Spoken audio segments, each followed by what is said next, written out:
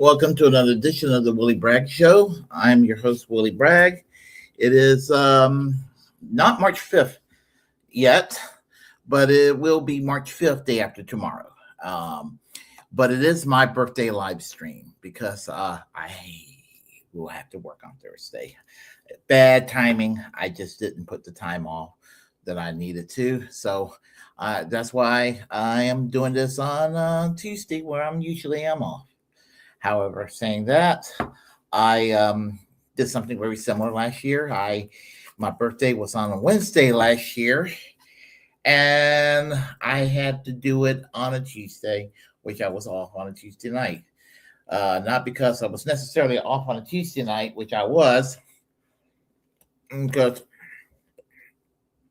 March 5th last year was Ash Wednesday, and I would look weirdly weird partying on Ash Wednesday with ashes on the forehead, drinking wine, and going woo, So, and this is somebody who's basically a borderline atheist.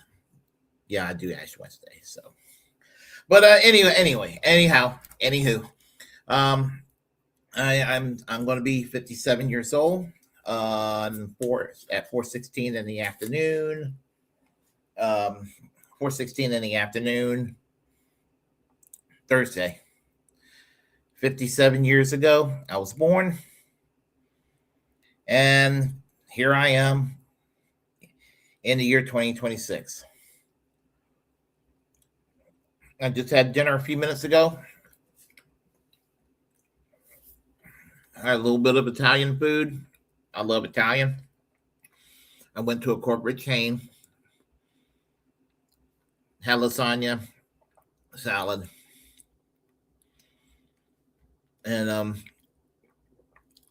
had some gift cards that was sent to me. One of them was an Olive Garden gift card, and so I had one of many. I bought one for myself.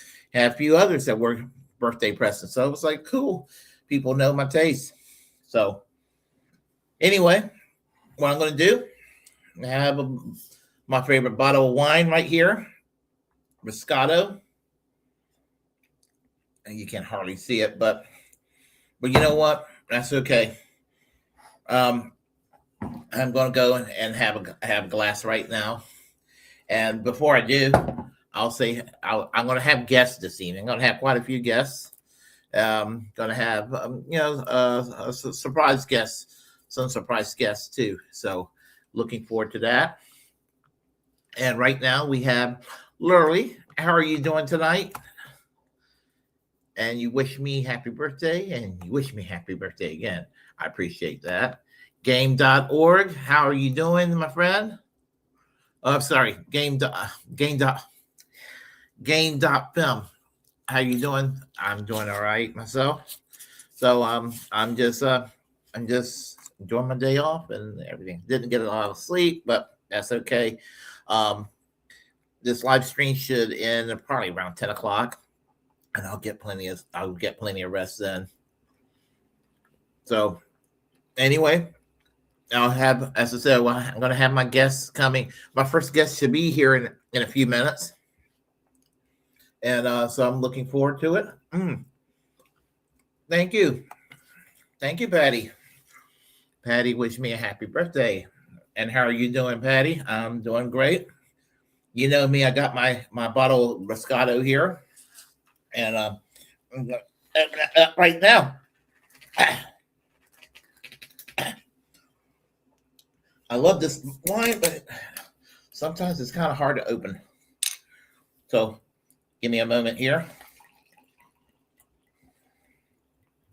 All right. I'm going to close it up so it doesn't go flat. It's one of those sweet wines that's sparkling. That's how I like it. To every one of y'all, cheers. You can't see the wine because of the background, the way I do this. So because that's not, I don't really have a bar in the background. That's just, that's all fake and everything. So I remember Jameson. Absolutely. Yep. So And I also remember Dr. McGillicuddy's. Thank you, Patty, for introducing me to Dr. McGillicuddy's. I will never forget that in a very good way. So anyhow, cheers, everyone. This is my second class.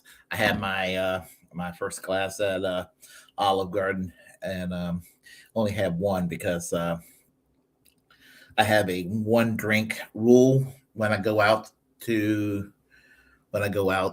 for dinner. If I have alcohol, I try to have one glass of wine or one beer or what have you. And if I do more, I'm going to wait it out. Sometimes I take a chance that I shouldn't be taking. It's not like it used to be when I was growing up. When I was in school, back in college, I would go and I'll go downtown, get my ass tore up, and drink up away, and there'll be cops down there and on Fifth Street over there in Greenville, looking around, and when they're over there, and what do? I just get in my car, just drive off like whatever, and just play the cool, and I somehow got away with it. So, and that's something that I'm surprised that I was able to do. Now, one time I parallel parked, and I was actually sober parallel parking. Now, I drank earlier that evening, but all the alcohol was gone that evening. I was the designated driver, and I was like, I said to everybody, I'm not drinking anymore because if I'm the designated driver, I got to be responsible. So I parallel park, and the windows were dirty. It was somebody else's car, and as I was parallel parking right across the street from the dorm, the blue light started flashing, and the cop just thought it was really weird how I was parking. So gave me a breathalyzer test. I explained that situation to the cop, and I was on my merry old way. We have a guest already, our first guest. Hello, how are you, Angie?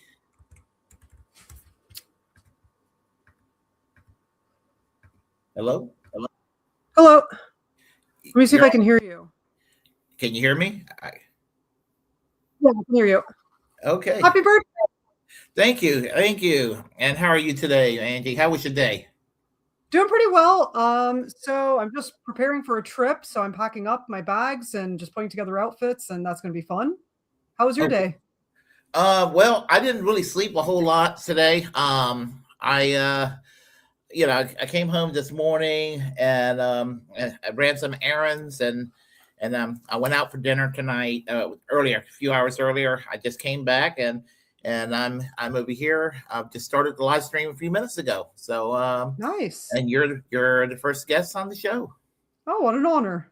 Yeah. So where are you headed off to? Japan. You're headed off to Japan again? Yeah, I'm so excited. Cherry blossom season. Okay. I tell you, that's just a lovely part of the world. Oh yeah, it's like the best country I've ever visited, and I don't know. It's like I always just thought, oh, Europe is great to travel around. I'm like, Europe is crap compared to Asia. Like Asia is just so much more. Well, at least Japan, what I've been to. I'm planning a China trip later this year with my family. So we're going to China, and then we're going to Thailand and Singapore and Malaysia and Indonesia. So that should be fun. Well, you're in my favorite country. You live in my favorite country, right? England. Yeah, I love England. Of course, I know the grass is greener on the other side. Oh, I still love England. I mean, I'm so glad I moved here. I'm very lucky to live here. I definitely think that it's just a great place to live.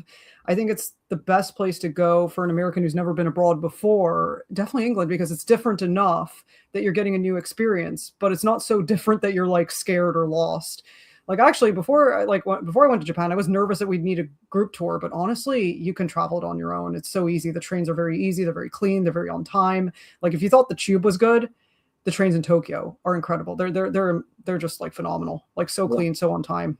I thought the transit in London was superb when I was there. I mean, I know people complain about it, but I'm like, I live in the States, so Yeah, if you're American, it's great. It's I'm an American. I was like, we're easily impressed by trains. Yeah, so mind the gap, mind the gap. Yeah.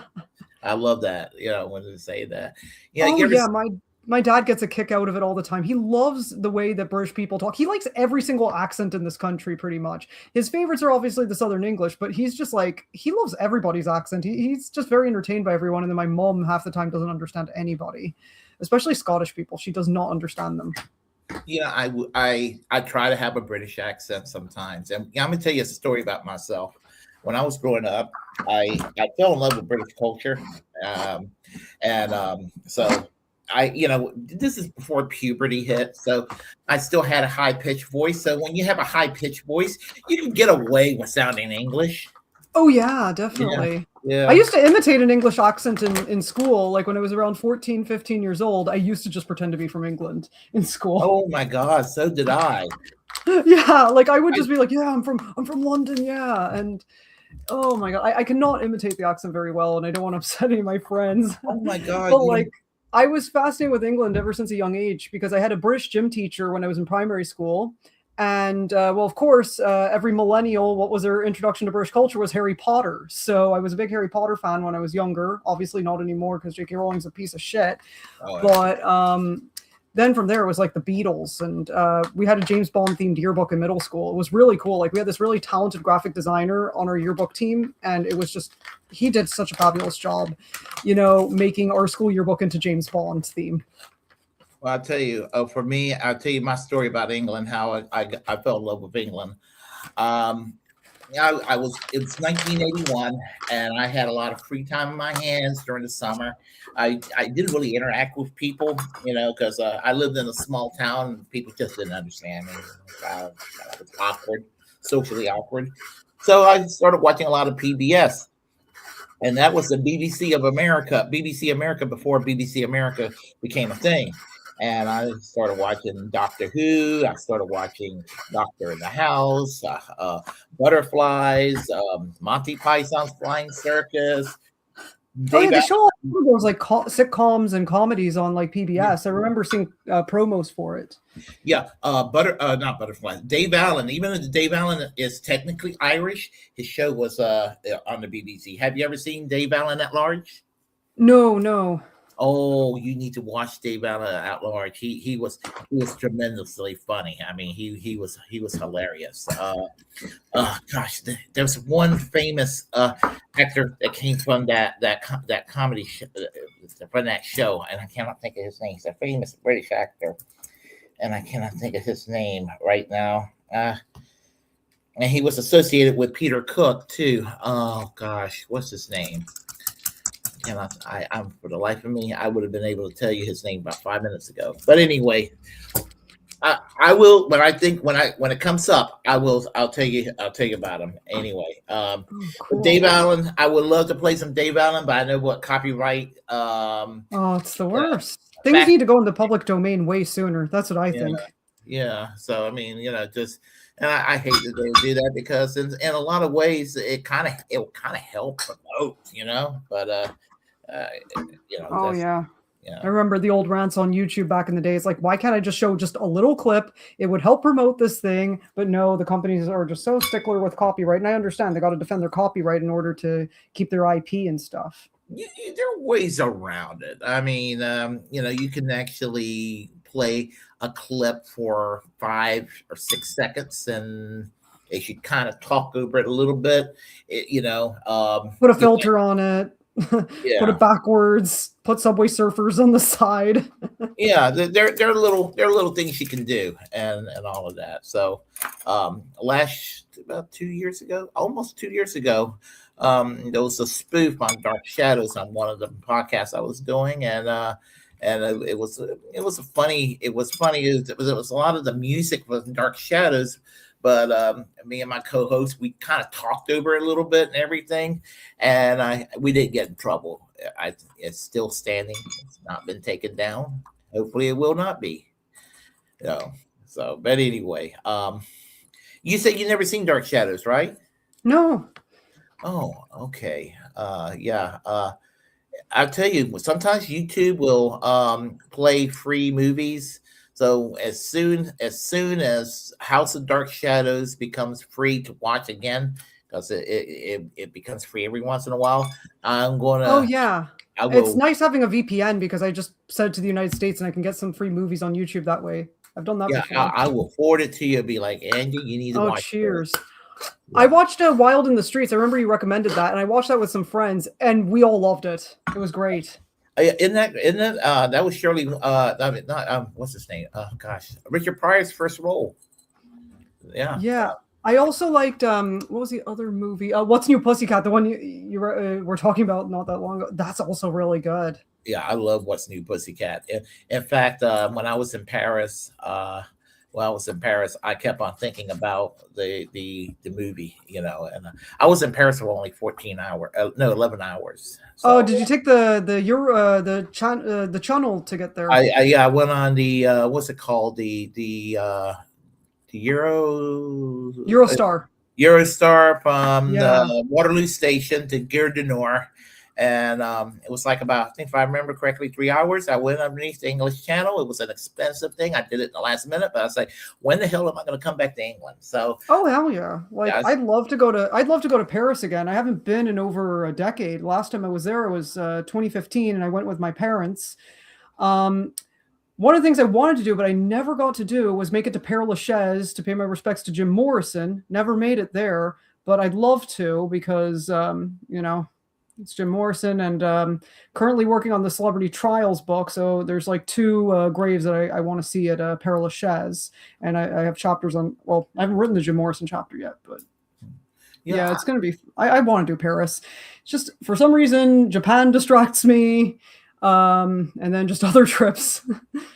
yeah, you know, I have a couple of places I want to go in Europe, but I'm gonna in a few years I'm gonna be retired. I'm planning to do some major traveling, so I may look into the Far When East. you're retired, you can just go whenever you want, and you can get like really good last minute deals and just deals that are off peak, off season. That's what my parents do. They're on a cruise right now in South America, and I'm like, so they went to Brazil, and I was like, oh, I want to go to Brazil so badly, and then they're just having a good time, and I'm like, man, I wanted to show them some Masayoshi Takanaka because I'm like, his music is just so perfect for like Brazil vibes. Like, I lo- oh my god, it's so good.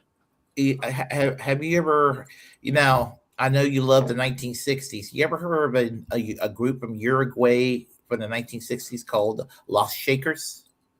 I think I might have heard the name before. Yeah, I'm currently working on a blog post about like world music for classic rock fans, and I'm like, rock en español would be very good stuff. There is there was sort of like Uruguay's answer to the Beatles, literally. That's awesome. I Yeah. gotta put a note down for that because I'm like, yeah, those Shakers would be a great group to talk about. I'll have to put a And note there's like, there. I think you can see some of their movies for free on YouTube. I know you could years ago. Yeah, I interviewed a guy who was in a Mexican rock band back in the back in the 70s, and he was at Avandaro, which was like Mexican Woodstock. Oh, okay. Yeah, Yeah. pretty cool. And there's a CD compilation. We talked about the Nuggets and Pebbles series. Oh, Nuggets is great. Legendary stuff. There is a Pebbles series dealing with Latin America, and that is superb, by the way. And I cannot think of the name escape me at the moment, but if I'm going to make a note of it, and I'll let you know about that. I've asked my mom about like Venezuelan rock and roll, and she did not know much about it, which I was like, "What? You were around it. You're part of that generation. What happened?" On that CD that I was telling you about, there is one group from Puerto Rico. So, Oh, nice. yeah. So Very nice. And I remember my dad's telling me when he was in the Navy that he and my mom, they went to some nightclub, and there was some folk rock group that kind of reminded them of the birds that they saw, but they were Puerto Rican, but it kind of reminded so them of the cool. birds. But they said they couldn't tell, but they couldn't remember what they were called. I mean, the incredible thing is, like, Latin Americans are really some of the most passionate rock and roll fans you'll ever meet. Like, I hate when people think, oh, rock and roll is just white dad music. I'm like, Hispanics love rock and roll, and Japanese people also love rock and roll. I'm gonna Like, tell you, yeah, like they went crazy. Like the crowd went crazy when Cheap Trick played the Budokan. well, I'm gonna Like tell they you, were screaming, and that's not normal for a Japanese concert at all. well, I'm gonna tell you what's very popular right now in Mexico and a lot of Latin America. There's like a new wave post-punk revival that's very vibrant in Latin America. Oh, like gothic stuff. Yes. Yeah, There I is mean, now I think they're from California, but they're Mexican Americans. They're called Glass Spells, and it reminds me of like Missing Persons and early Berlin. And I'm like, they're awesome. really I'm like, cool. and I listen to that nonstop. I mean, and so I mean, and I kind of bounce between the 80s and the 60s. You probably know that about Oh me. yeah, those are your Yeah. faves. Yeah, so I kind of bounce between the two eras, and I and the 70s, of course, and all of Mhm. that. Yeah, and anything recorded after 1990, after December 31st, 1999, anything recorded after that's new music to me. Yeah. Yeah, so Like I'm not surprised that there's like a lot of gothic rock and post punk in Latin America because of well, long before that, Morrissey had a huge Mexican American fan base. hmm I mean, there was some, Mexorcy. I've listened to Mexorcy, like the Spanish language cover group, and they're very good. I love hearing their translations of Morrissey's music. there is a Mexican American that's a Morrissey impersonator. And I think he's going to. I won't be able to go this Friday, and I was trying to. Oh, I'm gutted. trying to get his name, but I think he's going to be playing at the Poorhouse in Raleigh this Friday. I did get concert tickets to see Masayoshi Takanaka in August, and that's the day before my husband's birthday. And so my husband and I are both going, and I'm like, I'm so excited for this because I don't go to too many concerts. It's just I get anxious in large crowds, but I'm like, this is going to be amazing. It's Takanaka, and I absolutely love his guitar playing. And I never thought it would ever come true that I'd see him live. Yeah, I have plans to see the Chameleons on April 21st in Durham, North Carolina. So I'm going to be on vacation that week. It's like Chameleons. I love the Chameleons, and so it's like I found out they were in Winston Salem like last fall, and I was like, how the hell did I miss out on that? But Oh, I it's mean, the worst. There's also the Suffragettes, or not Suffragettes, Surfragettes are playing in England, and I'm like, I need to get tickets for their Birmingham show. yeah. So I'm Surfragettes are great. I love surf rock. I oh saw the Roots play Kraftwerk covers in the surf rock style. Incredible stuff. when I years ago in Chapel Hill, North Carolina, they had a festival called Sleaze Fest. You're familiar with Southern culture and the Skids? No, You don't remember the song Camel Walk? That was like a big hit. no. Anyway, that was their one hit wonder. They're kind of like they're kind of like they're kind of like they're kind of like the B-52s that they never sang the song Love Shack. Oh, cool. Yeah. And anyway, they did a fest. They used to host a festival called Sleaze Fest, which lasted from I think 1992 until 2005 was the last one, and so they'll have they headline, and they've had the Flesh Tones play. They had Dexter Bonweber played, and they had various different acts that played over the years that they were not exactly like the most famous people around, but they had kind of a cult following, and and then they'll have some lesser known bands and all that, and it'd be kind of like a surfer, psychobilly kind of atmosphere out there, and it was really cool. And even in progressive Chapel Hill, which is the progressive hub in North Carolina, the people on It's a college town, right? yeah, Chapel Hill. Like that's where UNC is. that's where Right? UNC. That's where my dad All went. right. That's where Didn't my dad forget. went to college. So and I'm pro UNC more than anything else. But even when I was at East Carolina, my loyalties and my heart was always UNC. I just always loved Chapel Hill, and so yes, that's just always been how I am. So, but anyway, yeah, I mean the progressive Chapel Hill onlookers would be like, what the hell? And but it was always fun, and it was 3 nights of beer, debauchery. It was just it was awesome. So Yeah. good old days, Yeah. Well, festivals are always fun. I've never been to a music festival, so that Masayoshi Takanaka concert is going to be a city pop festival. It's a 1-day festival, and I'm like, I've never been to a festival before, so this should be fun. We're talking about 3 nights. Oh shoot, that's like Woodstock. Yeah, and I was absolutely for a few years when I was there, I was absolutely just haggard. When I came back from vacation to work, I could barely function because I was drunk, I was high, I was just absolutely just slammed. I mean, Was that a different job though? Was that a while ago? Yeah. I mean, yeah. We're talking about 2 decades ago. Oh my god. Yeah, I miss it. And just wish. I'm sorry. I'm talking a lot. I'm mad that they did away with Sleaze Fest. I used to enjoy it. It's like they took something away from me. The early 2000s was really an interesting time. Like it was like the internet was new, but it wasn't like today, and things were so much more independent and real on the internet. Yeah, I miss MySpace, for example. I do. Like customizing your page. Yeah. What theme did you have on your page? It was basically kind of like my Facebook, my Twitter page. It was a black page, but you could tell with the music that will pop up, the type of person I am, and you could tell about who I was right away just looking into it. And that's awesome. And sometimes I'll have some weird designs in the background too. Yeah, believe it or not, I had black paisleys in the background a couple of times. Black paisley, cool. I got a black paisley shirt for Owen. Oh, I have a black paisley shirt. I didn't wear it today, but I got a black paisley shirt that I love wearing.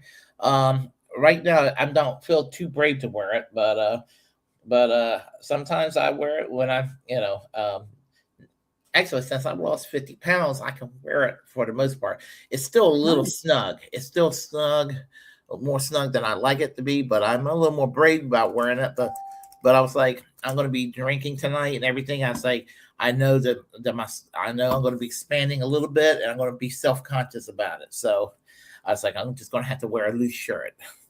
Yeah. Yeah. How's the weight loss journey going? As I said, we're talking about 50 pounds since August. So, and I have kind of been on a plateau, but what happened with the plateau there? They said that when you're on Ozempic, sometimes you even when you lose a lot of weight, your body will reach a plateau, and if I just kind of alter what I eat, I eat what I want, but I just eat less of it for the most part, which is cool. But if I actually can manage to cut back on my carbs, that's where I will have more success. I love my carbs too much. Pasta's great. Rice is great. Bread. Yes, it is. I absolutely. I ate like 8 breadsticks at Olive Garden tonight. But it's my birthday. Yeah, go for it. Like you got to treat yourself on your birthday. Yeah.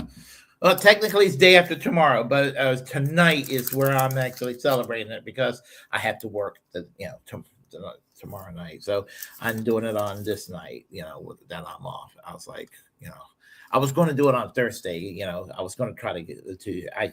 I don't know. I just when you work graveyard shift, your mind's a fog sometimes and everything. So, and that's how it is. So, how long are you going to be in Japan? Almost 3 weeks. Yeah, I think it's like 2.5 weeks or something. So I'm Wow. like there from the 14th of March to like the 1st of April. We're hoping to see a lot of cherry blossoms. That's really what we're hoping for. I love cherry blossoms. I'm gonna tell you. You said you've been to Australia too before, right? Oh yeah, I've been to Australia, yeah, twice. Okay. Now I'm gonna tell you what I said to somebody the other night about Japan and Australia, and I'm saying this in a good way. Um, I said that if there are life in other planets, Australia and Japan would be proof of it. And what I mean Oh is yeah. that the animal life in Australia, it has there are animals that exist in Australia that you just don't see anywhere else on Earth, and there's the plant life that you see in Japan. You really don't see anywhere else. As far as I don't think you see it anywhere else. I, I think because those those two societies with with their ecosystems, I said that it's unique. So I said I think that that's going to indicate that there might be life on other planets. I don't know. That's my deductive reasoning. You know. Yeah, like the big reason I picked Australia is because I really wanted to see the unique wildlife there. I wanted to see like kangaroos and wallabies and koalas, and we saw like this really interesting looking insect. I remember we were in the Daintree rainforest, and then the tour guide was like, "Hey, come and look at this bug." He just picked me specifically and my husband out and said, "You guys need to see this bug." I don't know, and I just found it so fascinating. Like when I went to the zoo in Chicago as a kid, my one of my favorite sections was the Australian section. That was like really cool. I absolutely love Australia. I think like another dream trip of mine, it's not Australia at all. It's to go to South Africa to go on a safari and see some penguins. Like I love penguins, and I was so happy to see penguins in person when I was in Australia. I saw them in St. Kilda in Melbourne, and on Phillip Island. They had this little penguin parade. And funny story about that, we bought cheaper tickets to the general like area where you could watch it, but we got upgraded tickets because we'd stayed behind and we didn't hear them calling for the general tickets. So we were just like, oh, I guess we got advanced. They just upgraded us to that. And that Mhm. was all during my honeymoon. So it was like such a nice gift. So I told them, oh, it's our honeymoon. So my friend went along. My friend was living in Melbourne at the time. And I don't know. I just love Australia. But like my dream trip would be, yeah, the safari. I just want to go on a safari so badly. You know, I grew up watching Lion King. I watched a lot of Wild Thornberrys growing up. I was like, yeah, I love animals. Yeah, the only thing I am apprehensive about in Australia are some of the insect life out there because there's like spiders. They're like the And some of them size. want to kill you, like the jellyfish. That was the one that scared me, was the jellyfish.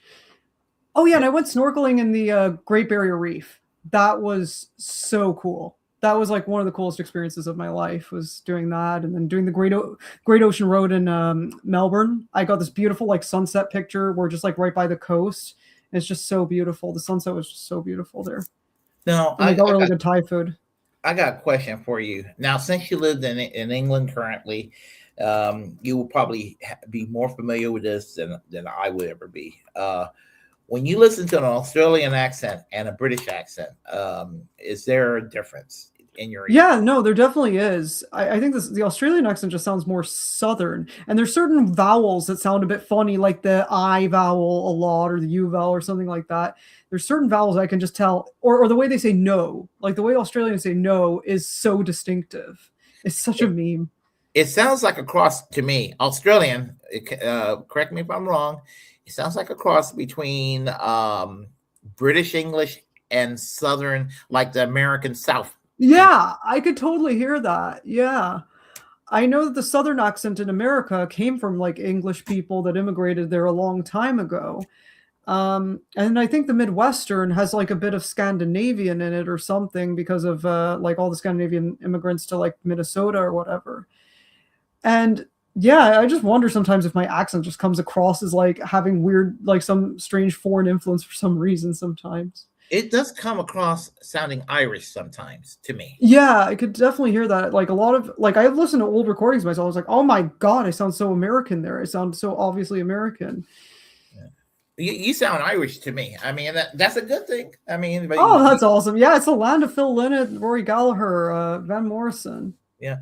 Um, you know, there's off the Outer Banks in North Carolina. I think it's Ocracoke in that area. think that's what it is. There is a community, like a very close knit community. They have retained their English accent over there, so you would actually think you're in England when you're. That's like That would one. be so cool to visit. That would be Yeah, really cool. I met a lady that I swear I thought she was from England when I met her, and no, she's from the Outer Banks, and she talks like this, and she's and she sounds British. I'm like, Oh, yeah, I was just yeah, like, I'm impressed, you know, yeah. yeah, I yeah, I'm totally impressed. So, uh, yeah, I like to go into the Outer Banks in North Carolina. So, whenever I get a chance, and when I retire, if I stay in North Carolina, when I retire, and I'm trying to decide where I'm going to move. I know I don't want to be here in Central North Carolina. That's for sure. I'd love to retire somewhere warm. That's what I'd really want is like if I could pick anywhere in the world to retire to, I'd probably pick Spain because I know enough Spanish that I can get around. I don't speak it very well, or it's just with a really bad stutter. But I understand everything that people tell me and I can understand everything I read. It's fine. It's just the speaking part kind of intimidates me because I get a lot of anxiety even just talking right now. It gets worse in another language and then I start to stutter. But yeah, Spain is just beautiful. Cost of living is low.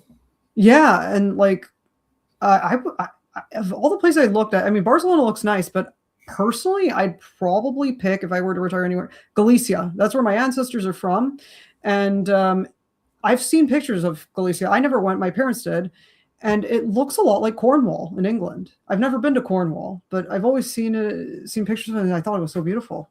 I am very frustrated that my great grandparents came from Spain, and my mom does not know what part of Spain. I mean, Oh, I'm not criticizing her for it. yeah. Not know where part of Spain my family came from. Our family came from. You I'm know, lucky to know. I'm lucky to know because I think for most Latin Americans, they don't know. Majority of them don't know because it was so long ago that they have no idea, no, and no, they we're pretty integrated so recent. well. On my Yeah, they mom's were recent. Whoa, that's even more frustrating. Yeah, that's exactly it. We Mhm. don't know on my great grandparents came from Puerto Rico, and immigrated to Puerto Rico, came to Puerto Rico like just before the Spanish American War. Wow. Yeah, just before the Spanish American War, and we don't know where they came from. And you would think that my grandfather, when he was alive, would kind of care about these details, Hmm. yeah. My grandfather never told me that he had two uncles that escaped Eastern Europe during World War II. One went through England, and then the other went through Russia and Japan. And yeah, like, and then also that his grandfather died in the Holocaust. He never mentioned that at all. My grandpa just never mentioned anything because he didn't like anybody in his family. So, except for his descendants, he liked his descendants, but nobody else. Well, I imagine the Holocaust might be a little on the personal side too. Yeah, I mean, we don't know how his mother felt because she was really sick during World War II. Like my grandpa, he was about to be sent to Japan, and he just turned 18, like in the last year of the war. They were going to send him to Japan and everything. He was studying Japanese in school in the military school or whatever, and then last minute he gets a telegram saying your mom is about to die. You need to come home, and he's like, I think he was like in Seattle or something, and he had to go all the way back to New York City. Thankfully, his mom lived, and she lived for another 25 years, but not very well because she was in a wheelchair for a lot of that, and she had a stroke. Now, my grandmother's side, we know she. In her case, my grandmother, we know that she was largely Basque region.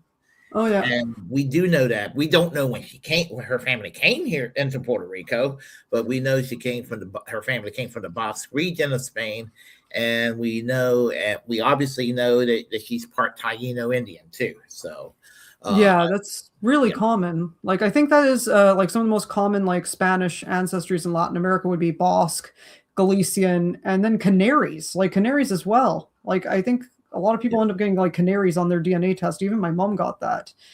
Yeah. And yeah, like my mom's results were very weird. Like, one of the shocking things she got was like 4% Irish. And I was like, that must just be Galician, because I think Galicia and Ireland are kind of linked, sort of. I don't know, actually. I just know that, like, I wouldn't say that I'm of any Mediterranean descent. I know that because my family were Northern Spanish. Right. I would love to know I just love to know where my grandfather's family Yeah. was from, considering how recent, and Yeah.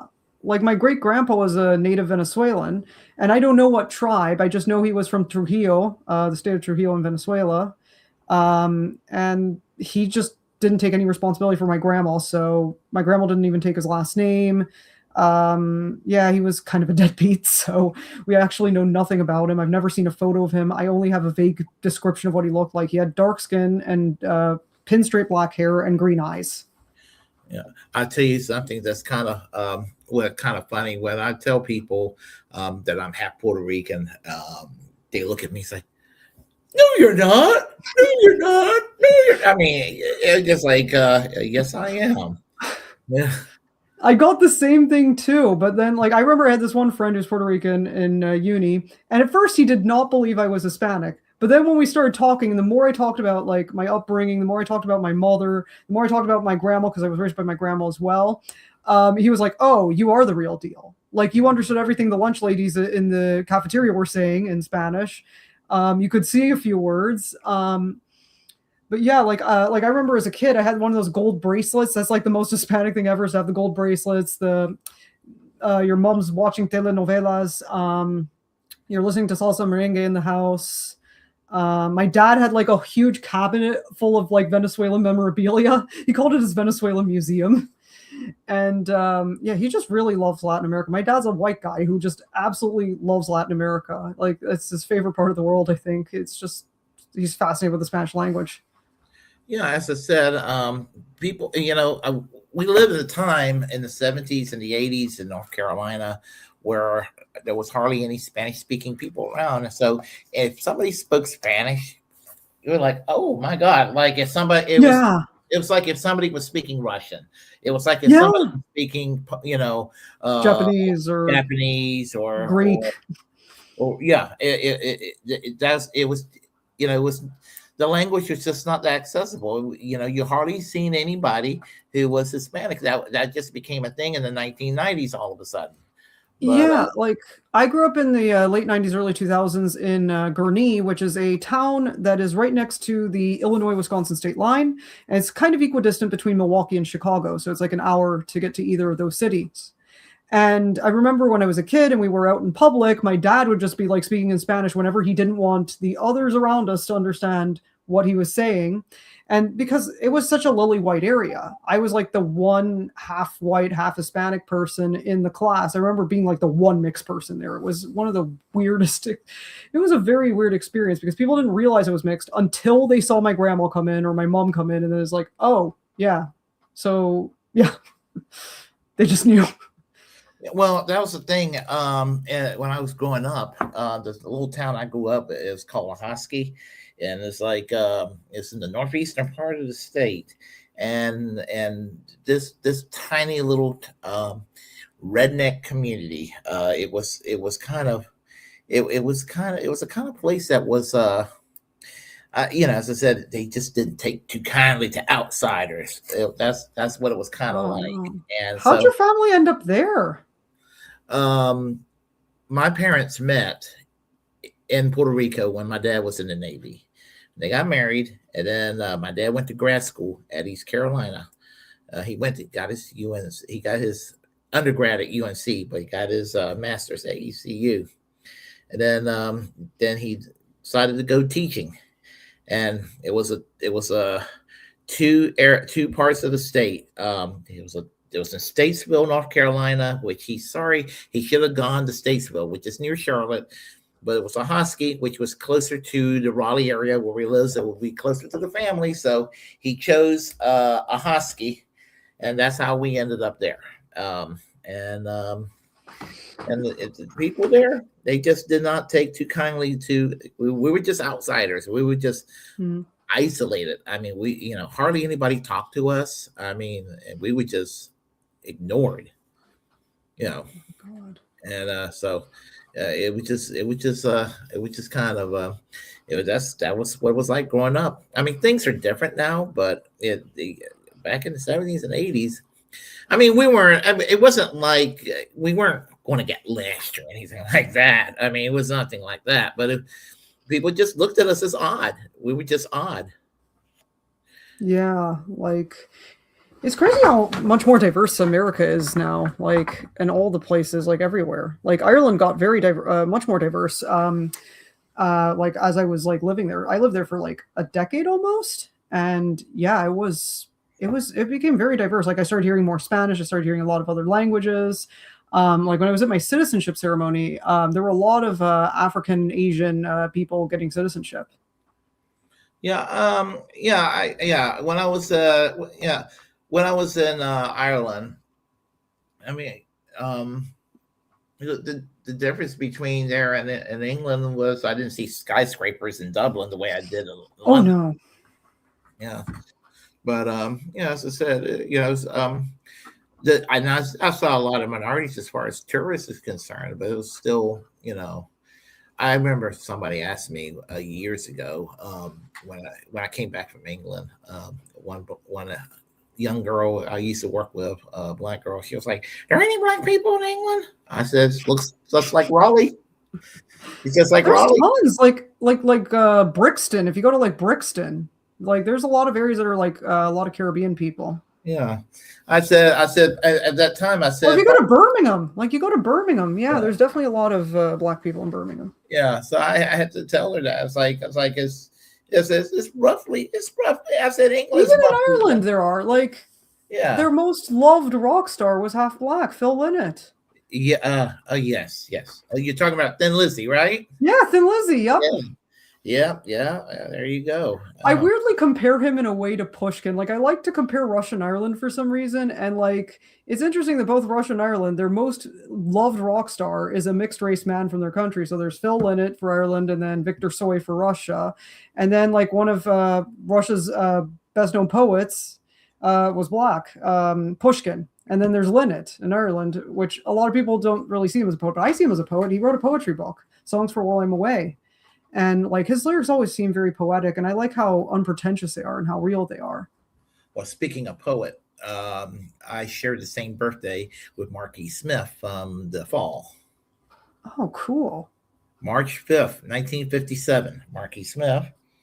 March 5th, 1969, Willy Bragg. Cool. Yeah, 12 years apart. And I met Marquis Smith, by the way, in Chapel Hill. He played in 2003 at the Cat's Cradle. Well, when I say Chapel Hill, it's really Carborough, but Carborough, the Cat's Cradle is right at the border of Chapel Hill. So, and people in Chapel Hill and Carborough, they're very, very possessive about their borders. To me, it's the same community. It's the same community. I feel like I don't feel like I'm in different. I don't know why they're like that, but anyway, I saw the Fall and I met Marquis Smith. He was incoherent as hell because he was drunk. So he was, which was his natural state. Of course.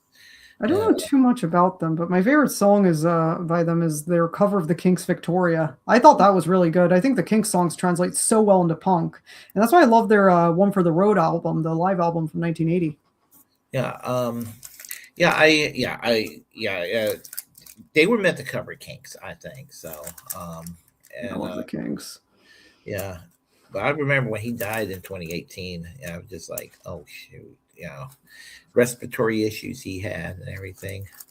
And he was I think that the singer I listen to currently, Jim E. Brown, I think he was heavily influenced by Marquis Smith. They both have the middle initial E. Well, I mean, I think that's why he chose the initials, and he's a drunkard, and there's a couple of songs where it's not he doesn't exactly sound like him vocally, but there is a style that's very similar. Yeah. And if you ever hear the song "I'm Too Tired," because Marky Smith could take the lyrics of the song "I'm Too Tired" by Jim E. Brown, and you would think it would have been written by Marky Smith. So, yeah. So I mean, and I love listening to his music today because you know, a lot of I don't know if you noticed, it seems like a lot of England has gotten Americanized. Am I correct? I think so. I mean, a lot of American stuff has been popular here for like a long time. Like, my friends love referencing The Simpsons. They reference it all the time. Well, I'm okay with that, but there's certain aspects of, I mean, like Political discourse, yeah, I could definitely see that. Like, definitely in political discourse. well, not necessarily politics, although there's a little of that, but it seems like the British accents and the dialect is not as strong as it used to be. Yeah, definitely the case for Canada. That's where it's really the case is Canada. Like when I was living there, and this was like 2012, 2013, and I was living with these girls and they straight up sounded like the Kardashians. Like I sounded more Canadian than they did. When I was in Canada, with my now down here in the South, I sound like I'm from the North, but people from the North, they think I'm just another Southerner for the most part. I mean, and that's yeah, your accent's very Southern to me, but I'm very Northern, so you know. Yeah, and I understand that, but people down here, when they hear me talk, they're like, "You're not from North Carolina, are you?" I say, "Yes, I am." I said, "I think you're from Pennsylvania. I think you're from Ohio. I think you're from, you know." That's what it, you know. And I have people telling me that they think I'm from, you know, from Massachusetts. I'm like, what? I'd maybe guess, like, if I were to guess, it would have been maybe Virginia. Might be. I've gotten a lot of Virginia, and now I can explain Virginia. I tell you where Virginia came from, and that's feasible because I lived in a Husky. A Husky is 20 miles from the Virginian border. When I was growing up in a Husky, mom, dad, myself, our TV stations, majority of it came from Virginia. We subscribed to the Virginia Pilot newspaper, so we knew what was going on more in Virginia than we did in North Carolina, pretty much. Most of the radio stations came out of Virginia. So a lot of our information and a lot of the Virginian culture kind of seeped over into the northern part of North Carolina. That makes a lot of sense. Yeah. Yeah, like similar with me and Gurnee. Like Gurnee's like right next to Wisconsin. Although we always cheer for the Chicago teams, but like my accent definitely sounded a lot more Wisconsin compared to like some of my relatives who grew up in the Chicagoland area who sound a lot more Chicago. Yeah, no, my ancestors on my dad's side of the family, they speculate that they came from southern Scotland or northern England. And so, you know, and I suspect that you're in northern England, you're culturally in Scotland in some ways. So. Yeah, there's like certain parts that I think they almost sound Scottish. Like I say people from Newcastle kind of sound like it almost. There's an area called Cumberland County in Scotland. Is where my family on my dad's side originated from. I remember went to a family reunion in 2010. And I used to take it for granted on my dad's side that we came from England. We just don't know where they came from. But when the family historian, when she said we came from Scotland, more than likely, or Northern England, I was like, "Ooh, that's even more cool." That's not correct grammar. That's cool, you know. Yeah. And I was like really impressed with that. I was just like, and I was just.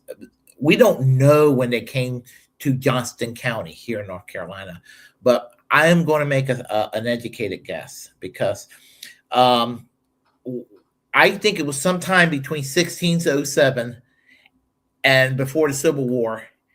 And the reason I say that, 1607 with the Jamestown settlement, they probably ended up coming down to central North Carolina, or it could have been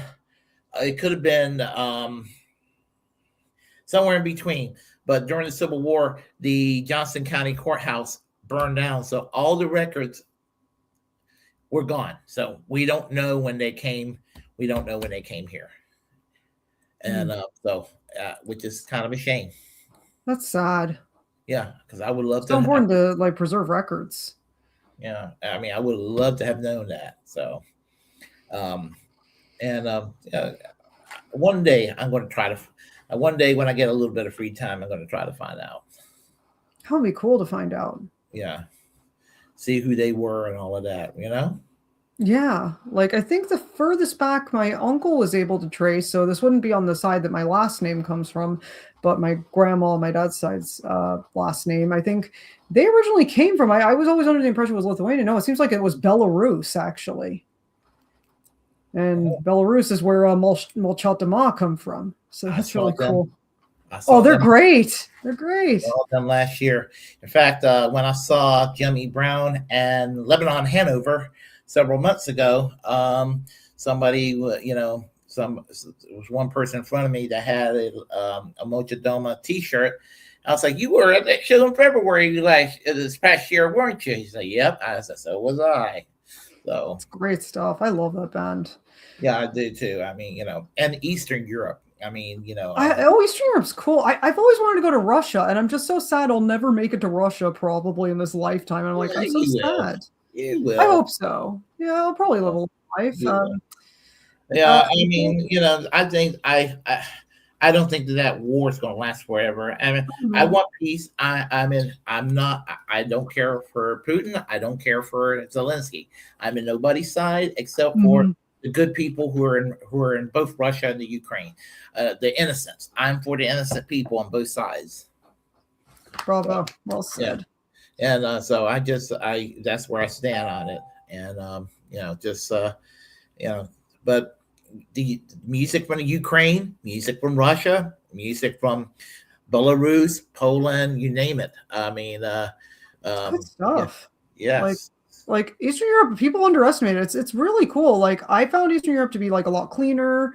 It looked like it was in better condition than a lot of Western Europe. And I'm fascinated with the Russian language. I mean, I at least know enough of the Cyrillic alphabet that I can transliterate it fine and pronounce it if I see it. But I wouldn't know anything of what it says. I always wonder like what my ancestors would think of me listening to like Kino and Molchatama. Like, why are you listening to that? I'm sad that they didn't even pass down their knowledge of the language, because my great grandfather spoke Russian, and no, he didn't teach any of it to my grandfather. My grandfather knew some Yiddish. That was my great grandpa's first language, and it's basically just a dialect of German. But that would have been handy to know because I was in Germany last year, and I'm like, oh, that would have been handy to know. I didn't really like Germany that much, really, though. My grandma's family really hate Germany. Yeah, we got a guest here right now. I'll introduce you to. Oh, cool. Yeah, you ever watch? You know who Jen Perlman is, right? Yeah. Yeah, her co-host. It's supposed to be here, but her co-host is here now. Oh, hello. Yeah, Peter. Hello. Hey, how are you? Good to see you, Willie. How are you, man? All right. Peter, this is Angie. Angie, this is Peter. Nice to meet you. Same. Yeah. I like your background. Looks like both of you guys, but Angie looks like she's ready for some type of a gaming competition of some kind. Yeah, I have a gaming chair, and then I have my little lava lamp sort of projector in the background, and then that's kind of my Gothic vanity table thing there. I'm a good guy, so you don't have to cast any spells against me. I promise.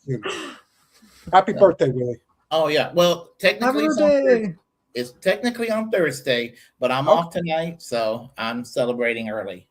Happy on birthday. Exactly. So I'll be 57, and so I'm just I'm getting older, but I'm getting closer to retirement. And that's what counts.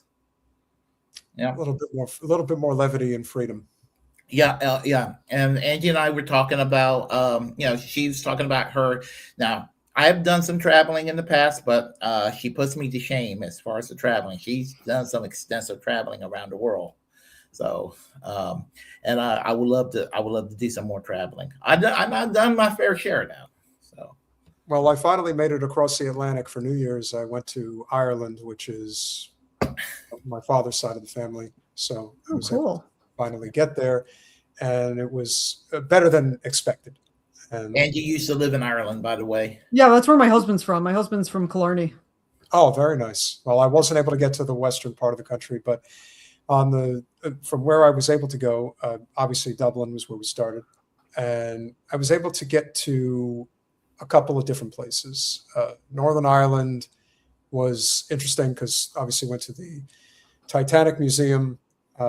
So just being in Belfast was cool, and the place that really stood out to me. Oh Christ, I'm going to forget the name of it now. So this is it's an island community that's about 40 minutes northeast outside of Dublin. Howth? Is it Howth? Howth, yes. Yeah, Perfect. I've been there before. Yeah, it's a really nice part of the area. Yeah. So I remember just hiking around there. Yeah, of all the things that I did there, I ended up hiking along that mountain trail that runs across the Irish Sea. And it was freezing outside. Let me tell you, it was in like the 20s. So it was tough. But that's one of the best hikes I've ever been on. And it didn't cost anything. So the beautiful thing about going on trips is that there's a lot of things you could do, and you don't have to empty out your wallet either in order to do it. So I would say of all the things that really stood out, that was obviously great. And the other thing that you notice when you go abroad is that the food tastes a lot different than it does at home. And I mean that in the best way possible. You realize just how, unless there's only two ways to really eat food in the United States. You have to cook it for yourself, or you have to go to really nice restaurants. If you're doing anything in between, chances are you're eating food you really shouldn't eat. I was in Ireland. I was in Ireland in 2019 for a week, and so I was in Dublin and I was in Galway, and Galway's nice. I love Galway. I lived in Limerick and I lived in Killarney. That's all I lived in. I wish I could have lived in Galway. I like Dublin, but it's very expensive. It's so expensive for what it is. Like London's cheaper than Dublin for sure. Oh wow! Do you know why Dublin is expensive? Why? Because a lot of multinational corporations set up shop in Dublin. That's why. Okay. Tax dodging. Yeah. So on the one hand, they want to pretend that they're London, and then on the other hand, they are lamenting the fact that they brought these companies in here, and now people are having a hard time affording to live. I was just telling Angie that Dublin reminded me of London without skyscrapers. I can see a bit of that. Yeah. I like Dublin's walkability. It's a very walkable place. I was the last time I was there, I was actually recovering from my hysterectomy. So it was like exactly a week after I had my hysterectomy. I ended up walking around. So I walked around Temple Bar, walked to an art museum, then went to Marion Square, walked around the park there, and then walked back to the Spire, like near our hotel. And I was fine. I was like, oh, this is fine. Yeah. There was a lot to that for sure. Yeah, I'll tell you, the Guinness was very potent there too. It's the best place to drink it. Yeah, if you're going to have it, you might as well have it there. That's where I had my one. And I'm not a drinker, but I had it there, and it was like I said. I mean, I would obviously I'm biased because I'm Irish, so naturally I would be inclined to like it. But no, it really was a great experience. I would definitely go back, and I always say if you are able to make money in this dying capitalist hellscape that is America, the best thing you could do with your money is travel and learn more about the world. Indeed. Yeah, I don't really drink as much as I used to. Right now, a special occasion, but yeah, probably about 2 or 3 times a year, I'll get loaded up. So years past, I mean, I was quite some people thought I was an alcoholic, but that's not true. But I did my fair share of drinking and other things that were not legal, but that was a long time ago too. Well, I'm very libertarian as far as I'm concerned. If you're not hurting anybody, you do what you have to do. It's nobody's business. I'm very civil libertarian about things as well. And, Same. Yeah. And some people, now that's something that people don't quite understand on both sides. They get confused about it. They're like, this is not the left. How can you be so libertarian on this thing? Because I am a leftist, and we leftists are actually true libertarians, not necessarily on the economic sense, but in other areas, and there are overlap. Like you talk about Thomas Massey on your show a lot. I mean, there's a lot of areas I don't agree with him, but he's one of the better members of Congress, ironically. I don't know if it's necessarily ironic. I just think we're a very tribalistic culture, and people don't really like being outside of their comfort zone. And the thing that I think works in my favor is that I just don't care. Somebody doesn't like my opinion, or somebody doesn't care, for where I stand on something. That's all right. You're the one with the problem, not me. I mean, Yeah. I'm on the side of justice. That's how I see the world. And while I don't think that there is a clear-cut solution to all the problems that we have, I do think that there are clear-cut solutions that can work, and it involves rethinking how things are done. And a lot of times people have a hard time coming to that realization. I'm going to be addressing this on Thursday when I go live with Jen, but I put out a post earlier today because I basically had enough of, I try to separate anything that is on the podcast from anything that I'll post on my personal page. But after seeing some of the posts that people had put out regarding our soldiers going over and dying, and the fact of the matter is, it's been, at this point, it's at least 100, it might be several hundred now, American soldiers are dead, despite what's being reported. And the attitude of these people is that they're dying for a noble cause. But in other words, what they're dying for is they're dying for Israel.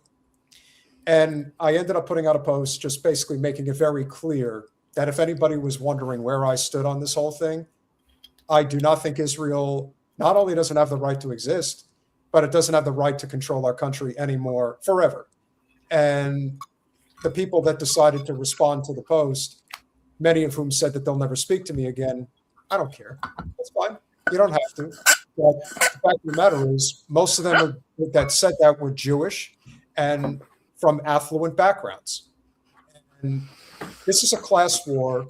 It's always been a class war, and it always will be.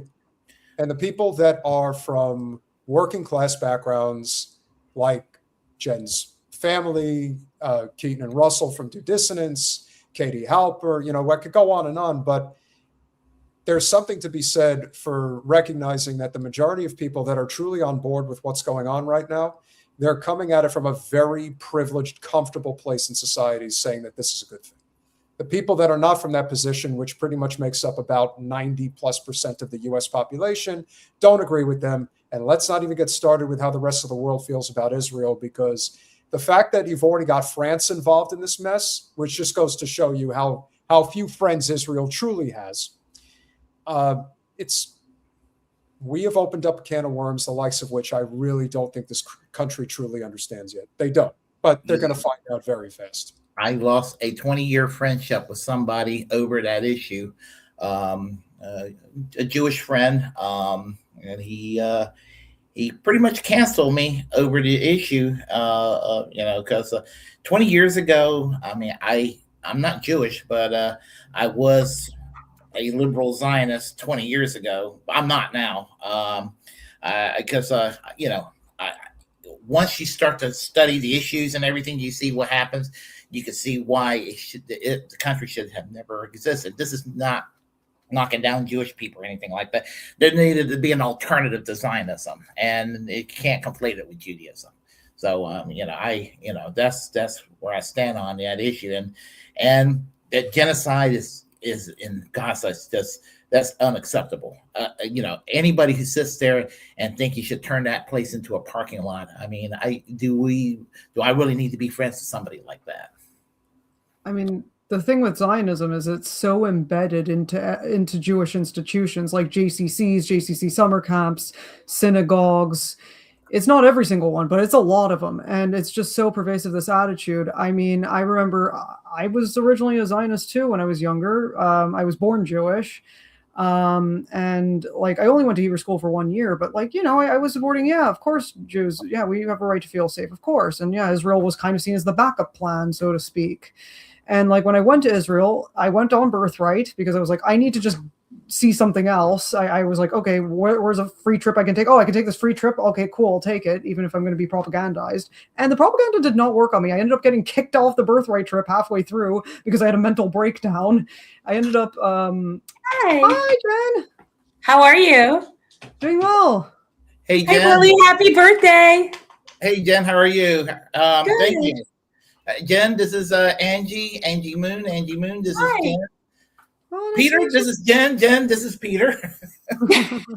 How you doing? How you doing? So we're familiar.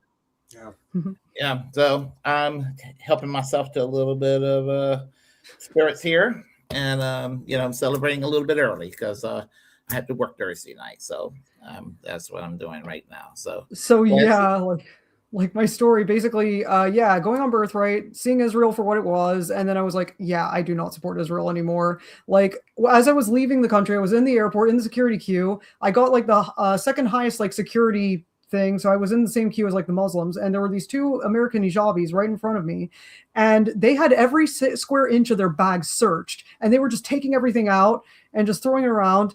And they were like spending 10 or 15 minutes searching each of these women's bags. They get to me, they just wave me through. They even missed the fact that I had a water bottle. It was just insane, like how blatant the discrimination was. I was like, oh my God. Now I got to ask all three of y'all a question. I'm not a Marxist-Leninist. I'm not a tanky, but the Soviet Union had an area of Russia called the Oblast Federation. Are y'all familiar with it? Yep. Yeah. And it was supposed to be like maybe like a counter alternative to Zionism, like it's not Zionism, but it was a place for safety for Jewish people that could have turned into a Soviet republic. I don't know if that was the intention, but I always found that kind of fascinating. It makes more sense. It makes more sense than West Asia. I mean, there is that there, and it still has a Jewish population. Like it still exists. It's been continuous.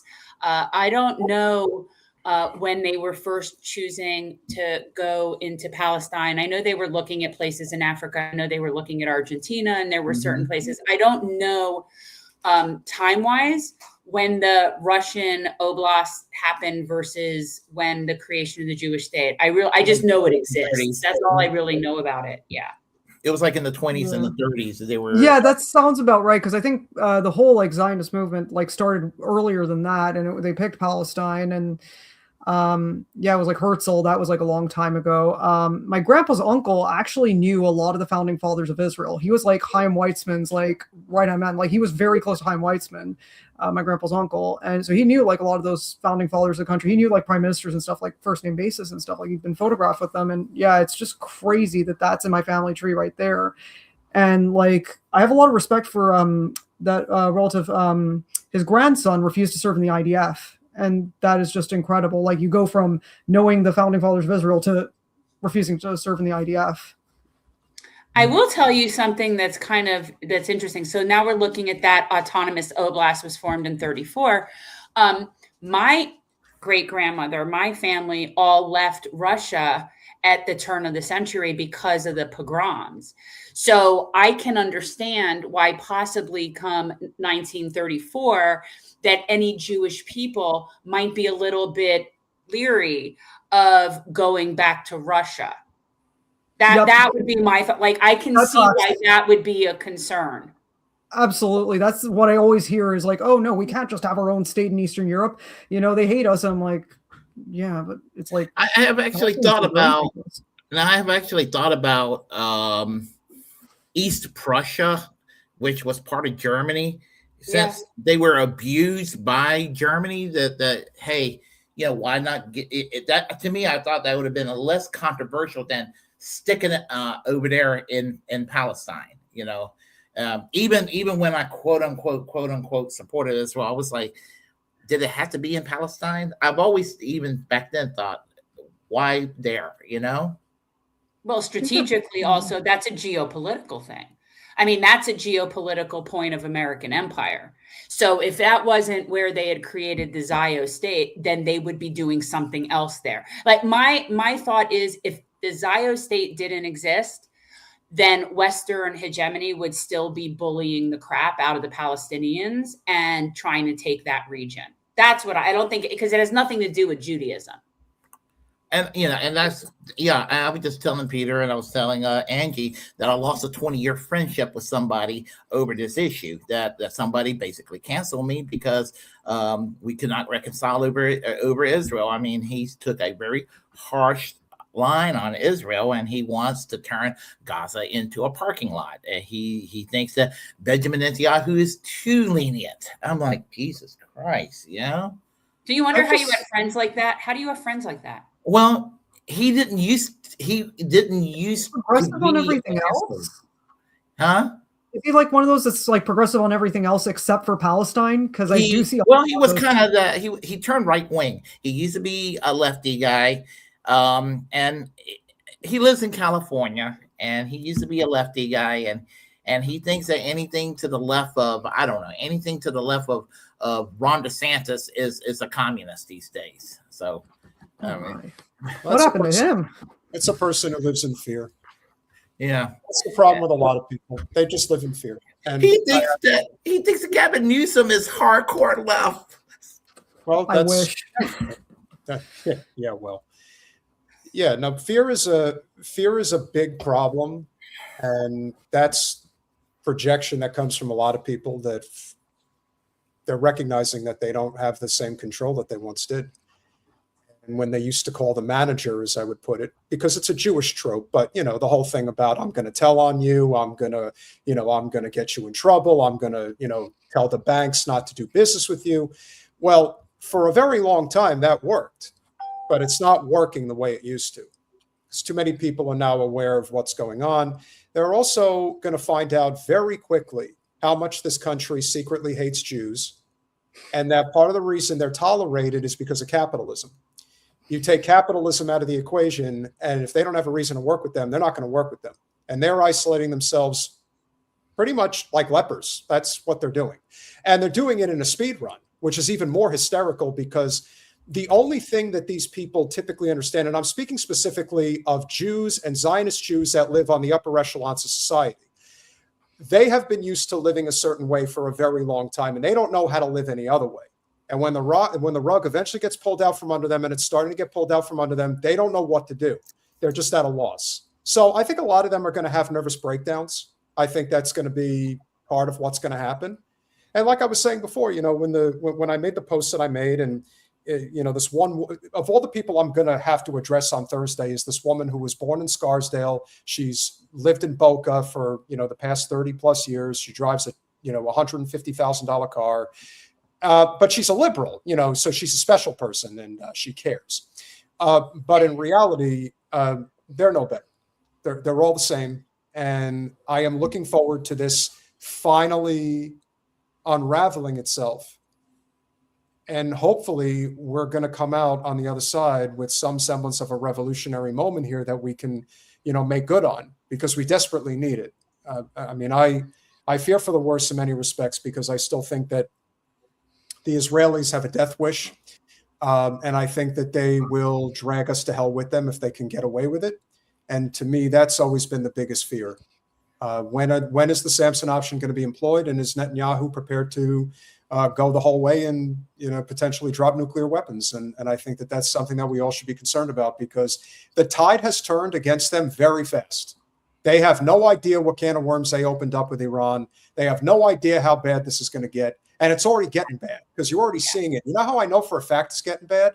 Because the Prime Minister of Canada, has already done a 180 on his statement that he's backing Israel. He just came out about an hour ago basically saying what Israel and the United States is doing is international war crimes, and we want no part of it. Boy, did the Canadians get their minds right real fast. Yeah. Here's the thing about Trump. Now, I didn't suffer from Trump derangement syndrome during the first Trump period, 2017 to 2021.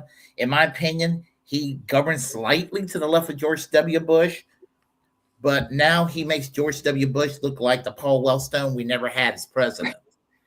You were a really terrible person. I am totally ending all the wars. All the wars are over, and we're making this a really great place for my very rich friends to live in. You better appreciate that. Everything I feared about Ron DeSantis 2 years ago in that primaries is being realized under Donald Trump. I mean, just like I'm like now I hate the guy. I didn't. It's not that I didn't. It's not that I loved the guy earlier. I just thought, okay, he's kind of funny, even though he's kind of fucked up. He's kind of funny sometimes. The mean tweets didn't bother me, but now, I mean, I every time I see him, I just my blood pressure goes through the roof. I'm just like you goddamn piece of shit. I mean, to me, it's not Trump derangement syndrome when he's doing evil, and Donald Trump is fucking evil as hell now. Yeah. I think it's like we're in a situation now where the Trump derangement syndrome people, while they were deranged, it wasn't that they were incorrect, right? Like, I mean, the concerns are valid. This is not normal. Like what's happening is not normal. And I think that people are rightfully concerned. I mean, I'm concerned. I don't know where this is. I mean, we're going to have our asses handed to us by Iran is what's about to happen. And Israel is going to get leveled. And I'm definitely here for that. Yeah, I sooner than we think. I used to predict by 2035 that the country would no longer exist. And I used to think, they better find a way to negotiate peacefully how they're going to phase themselves out of existence as a country. Because when if the country ends viciously, it's going to be bloodshed on all sides. And we've already seen that in Gaza. I mean, that's just inexcusable. I agree. And for people to sit there and say, that people complaining about people concerned about the violation of international law with the death of the Ayatollah Khomeini. I mean, he might not be the nicest guy in the world, sure, but here's the thing about it is that what Trump did puts a green light for other countries to do this to other heads of states. This is fucked up. Yeah. I'm going to read you a statement that was made by an elected official in South Florida. Jen knows who the person is once I start talking about the person. But this gives you an insight as to how the little Israel or Israel West mindset is. About Iran, I'm thinking today of the lesson behind every Jewish holiday. They tried to kill us. We won. Let's eat. There's a lot of wisdom there. Look, I'm a Democrat. A moderate, to be precise. So there's a lot about him personally in this administration I do not condone. I've always been allergic to extremist views, left or right. Still, taking the Iranian regime out was necessary to protect our nation's survival and for the survival of the free world. That regime was devoted to our destruction and that of Israel. They were inching up on nuclear capability and are closely allied with our most powerful enemies. This cannot be allowed. They sit on one of the largest reserves of oil in the world. Oil is power. We tried for decades using diplomacy. Wink. We tried and tried to talk sense to them, but no, they only used our diplomacy to buy time to enrich more uranium so they could kill us, because that is their mission. Not peace. Destroying America is their mission. Why? Because their paradigm cannot succeed in the shadow of our enormous contrast. We're simply incompatible, and trying to fix that would just not work. The time came. They had to go because there was no other logical conclusion, and I'm glad they're gone. As the saying goes, it is what it is. And everyone following this saga knew this day would come.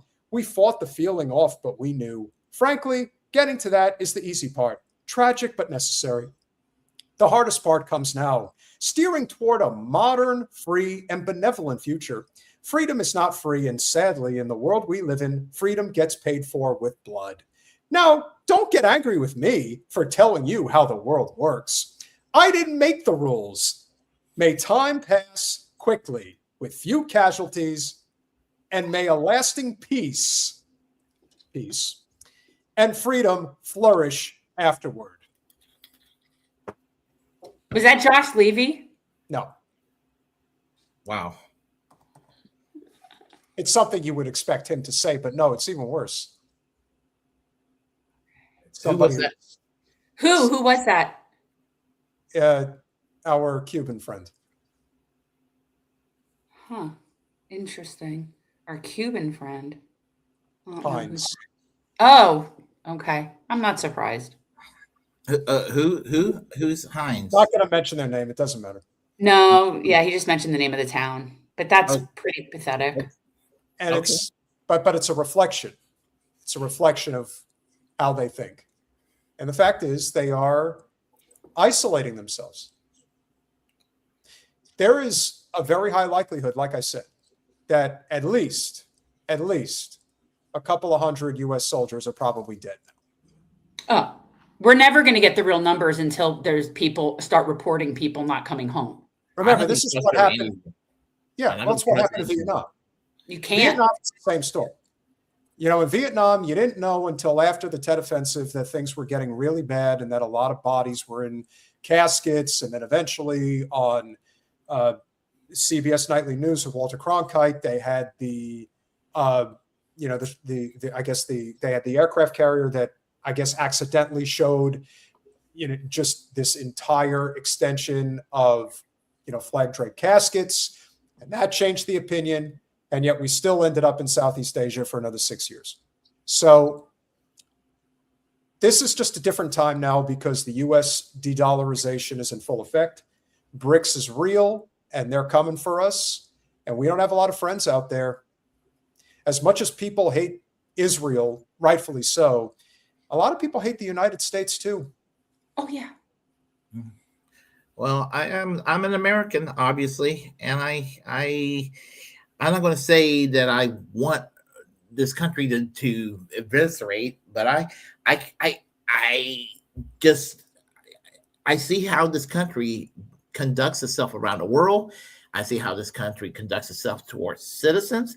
We have a government that absolutely despises its own people.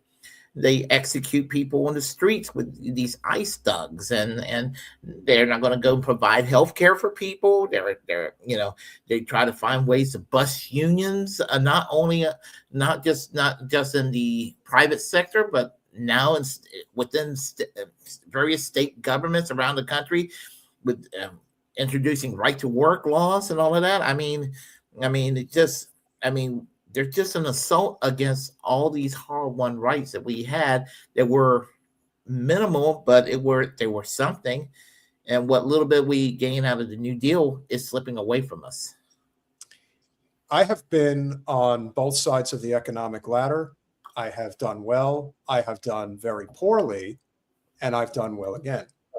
And the one thing I say to anybody who thinks that privilege or that comfort is a right, it is not. It's a privilege.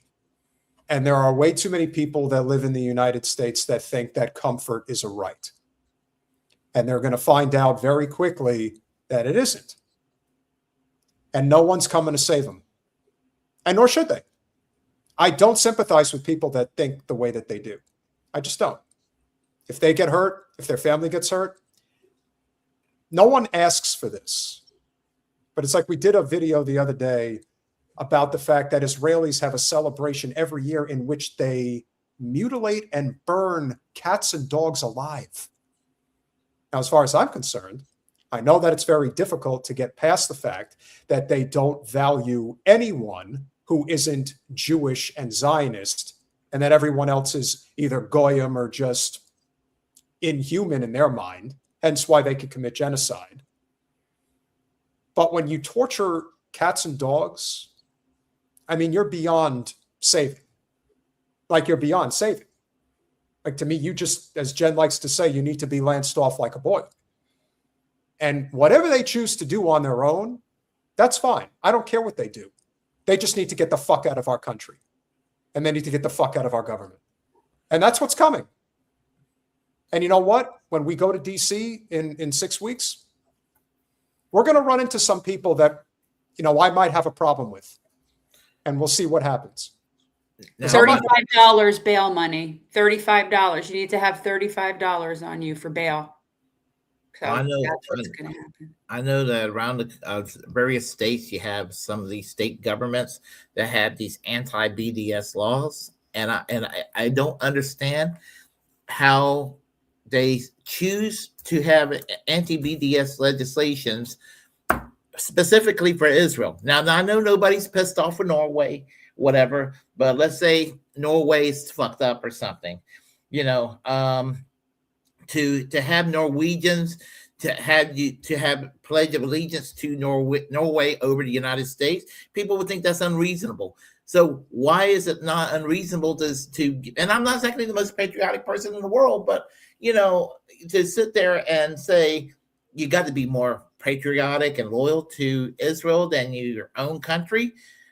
I mean, that's kind of that doesn't make any sense. I love my country. It makes sense, huh? I love my country. I love the United States. I love the American flag. But could you please not do that? Sorry. But I absolutely, as much as anybody, detest my government. And everything, that's what I mean. Yeah, everything that the flag is supposed to represent, everything that the Constitution is supposed to represent, it is what you make of it. Throughout history, we're talking millennia, there will always be bad hombres that will try to do evil for their own personal benefit at the expense of everybody else. That's why I hate religion. And I'm not an atheist, but at the same time, I 1000% know that organized religion is bullshit. And anyone who thinks otherwise just doesn't care about history because, again, they want to live in their bubble. That's okay, because for them, it's comfort. Comfort is what drives so much of people's attitudes. You try to get them out of their comfort zone and they'll react and they'll lash out. And in many cases, they'll be violent and they'll want violence done to you because their comfort is more important than anybody else's comfort. Like I said, you have people that are ready, willing, and able to kill thousands, if not tens of thousands, if not hundreds of thousands, if not millions of people, for them to be comfortable, or at least in their mind be comfortable. And that is so many ways a reflection of the American culture and why it's so bad. And we're going through the change right now, like it's happening now. Well, and watching it unfold is going to be interesting. Now, let me make a clarification. I do not hate America. I know that just sounded like what I said. And I am frustrated with our politicians. But there are things I do love about this country. I mean, I love the First Amendment. I love free speech, you know, and I love the rights that are provided in our U.S. Constitution. Now, I believe in making the Constitution better. I would add universal health care to the Constitution, like make a national health service modeled after Great Britain, the way it was supposed to be, but, you know, not the way that they're trying to privatize it now, but the way it used to be. Have that kind of NHS as an amendment to the U.S. Constitution for everyone. Having living wage job, unionized job to make. We have the Humphrey Hawkins bill as the law of the land. Turn that into a constitutional right. Make living wage jobs available for everyone in this country. Things of that nature. You know, make the Constitution more perfect. I do think that the death penalty is unconstitutional, but it's very vague. I understand that. Have an explicit language saying no death penalty at all. Have it totally abolished. I know it's a pipe dream of mine, but those are some of the things I would do to try to improve the country. I agree. Like, I've lived on both sides of the Atlantic. I grew up in America. I've been living overseas for a decade now. And yeah, I mean, I just want to take the best of both and make America as good as it can be. Like, I don't think I ever see myself going back, but I do miss it a lot. I mean, I miss the people, I miss the landscapes, I miss the diversity of it, I miss the food, a lot of it. Like, there's good food in America. Yes, there is. You know, where are you? I'm in England. I'm in Coventry, England. So about an hour and a half or 2 hours away by train from London, and pretty close to Birmingham. But yeah, like one of the things that I love about America is the free speech, because we don't really have that as much in England as you do in America. And one of the big things that it does affect is how defamation suits go. So like here, the burden's on the journalists to prove that what they're saying is true. Well, in the US, it's the opposite. And it does create a chilling effect. But yeah, like one of the things I hate most about the pro-Israel movement, especially recently, is just their hate of free speech. Like even when I was pro-Israel in the past, I was always a big supporter of free speech, always been very libertarian on that. And I was like, what's going on? And it just seems like from the pro-Israel crowd, these were not the Jewish values that I grew up with. That is just, I don't recognize any of it. Yeah, it's weird what happens when people go into full-on fear mode and victim mode. It's like all reason is suspended. There's no reason. You can't discuss this. These people are not capable of reason. Yeah. And that's why I can't get into it with anybody who responded the way that they did. It's not worth it because they've already determined that what they believe is correct and they're not willing to see it any other way. So unfortunately, they're going to learn the hard way. And that's the way it's going to. Oh, I'm sorry. Go ahead. No, please. No, I'm just saying what Angie was saying earlier. I wanted to add to that. I'm a free speech absolutist. I wear that as I wear that as an attitude, on my sleeve.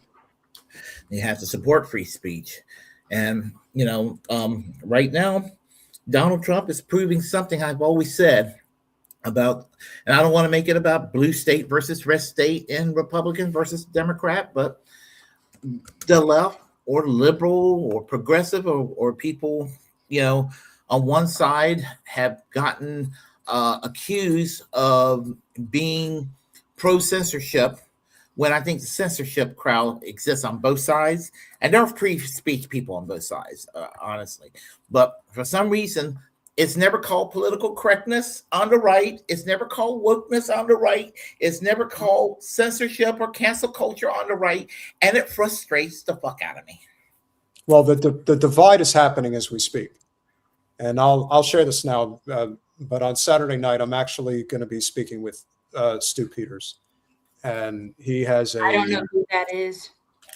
He has a huge, he's big. And the split that's happening is people who are, I guess, if you want to call it MAGA, if that's what the incarnation is going to be called. But the real movement is America First. And that movement, I think, is the future of politics in the United States that's going to break away from Israel. I think it'll evolve to certain degrees, but I think the combination of different progressive values, primarily with libertarian, conservative values, is where that movement is going. Dealing with the Israel problem, which is the problem that we are faced with as much as any in the country. I think that that's the unifying issue of this moment, and figuring out like how you can form relationships. Like, for example, we're friendly with this gentleman who, he does his own podcast show. His name is Clint Russell. He's a cool guy, but he's very, libertarian, conservative and whatnot. And he thinks the idea of single payer healthcare is not good and this and that. So I told him, well, look, if you don't think single payer is a good idea, what's an idea that you really like that you don't think you could get enough people on board with, that if you could, you would then be agreeable to single payer? He said, ending the Fed. And I said, oh, don't threaten me with a good time. I'll end the Fed. Said, if we move towards ending the Fed, would you get on board with single payer? And he said, yes, I would. So the other thing that we have to learn is how to compromise. That's sort of like a lost art for a lot of what goes on in politics. The tribalism, the division is so thick. But I also believe we're heading towards a point now where a lot of people are recognizing how much this truly is a class war. And that while some of those ancillary issues that come up, like abortion, for example, it's a women's health issue, for God's sake. But nevertheless, those that want to make it an issue, I say, find other things that you can not necessarily negotiate on, but figure out how you can network and build lasting relationships that understand that America is going through a revolutionary period right now. And those that are going to come out on the other side are going to have to understand that so much of what we've been taught, what we think we know, it's not going to be like that anymore. Yeah. It's changing. And it's changing in a big way. And like I said, whether people want it to happen or not, it's going to happen because you have United Nations, no pun intended, around the world that are leaving the US dollar as the primary hegemon in the world. And when that officially is locked in, when the BRICS currency, which is going to be backed by gold by almost half, is official, the United States is going to fall down a mountainside that the likes of which they just really don't understand. Yeah. You know what this is like, guys? You know what this is? And Willie, I think you'll appreciate this. This is like Jarrell talking to the council that Krypton is not shifting. It's not merely shifting its orbit. Krypton is going to explode. And the council doesn't want to hear a word about it. And by the time they realize that, no, actually it is going to explode, it's too late. And for too many Americans, that's what's going to happen. Yeah. I've been saying, I think that honestly, within 10 years, we're going to see the end of the dollar as the global currency. I think our economics are going to be in a disaster zone, especially based on what's happening now with Iran. And I think that the people's ability to succeed will be directly correlated to them not being dependent on institutional systems.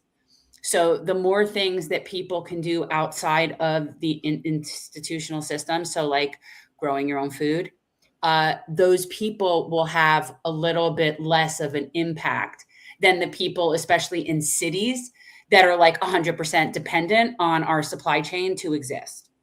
The people that are the most dependent are going to be the ones that are going to be, I mean, it's going to be a Darwinism situation to some extent. And when gas is like $12 a gallon or whatever it's going to be, the supply chain is going to get hit hard.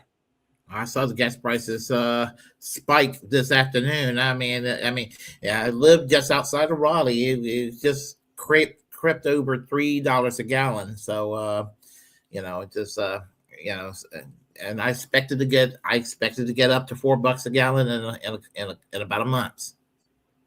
Yeah, I think it's going to be cost prohibitive at some point. If we keep poking at Iran the way that we are, they're just going to set all the oil on fire. It won't matter if the strait is open if there's no product. So this is a real disaster problem. The problem with the United States and the Zionist affluent class is that they really think this is about how many more body bags they can fill than Iran can. What they don't understand is that Iran holds a lot of financial cards. And on top of that, they have the backing of China. So, and Russia. And North Korea. Yeah. So if you want to go down this road, which they're going down, I actually do look forward to how bad this is going to blow up in their face. Now, I'm going to go in a second, and I want to wish you happy birthday again. Thank you. But one thing that I haven't let up on since it happened is that I have always been convinced that Israel killed Charlie Kirk because he got out of line. He went off script, if you will. And now, considering the timeline, I'm more convinced than ever that what got him killed was that meeting with Trump last summer when he told him not to go to war in Iran. He defied Netanyahu.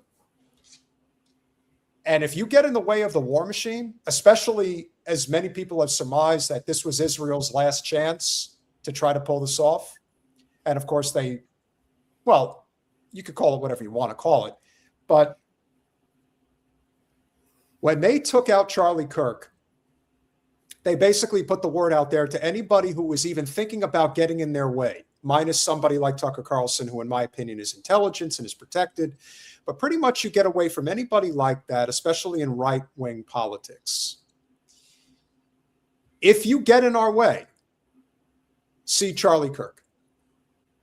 And that's why when you look around at how many voices are truly loud right now about we really should not do this, There's not enough of a consensus right now for people with the right platforms, the right sizes, corporate media, etc., that should be sounding the alarm like a 5-alarm fire as to how bad this is going to get.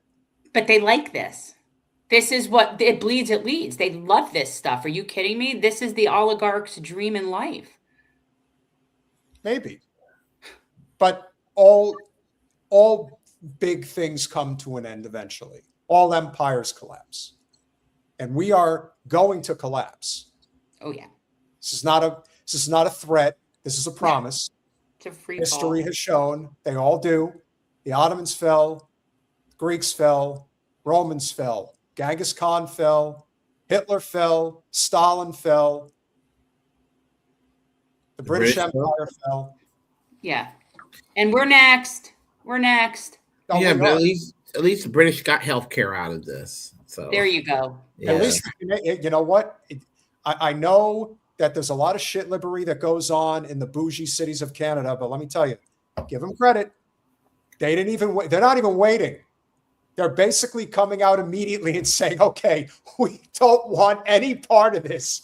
We are not getting involved in this. And that's a smart move, because remember, he came out initially and said, we support Israel. And I'm like, oh, that's not going to go well for you. How quick did he do a 180? Within 48 hours? I mean, that was fast. Like, that's quick. Basically saying, we changed our mind. We're not in on this. Yeah. So, yeah, that's what's going to happen. Hopefully it happens quickly. Yeah. Getting back to Netanyahu, people, I think people realize he's cancer because, when you think about it, going back to 2001 when he was a foreign minister after 9/11, he urged George W. Bush and Tony Blair to go into Iraq.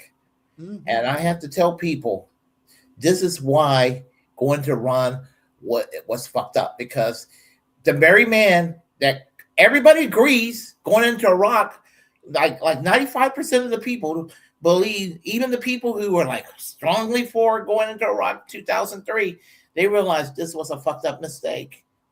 They're repeating the same shit again. I felt like we just traveled back into the year 2003, 2004. Yeah. There's a difference, though.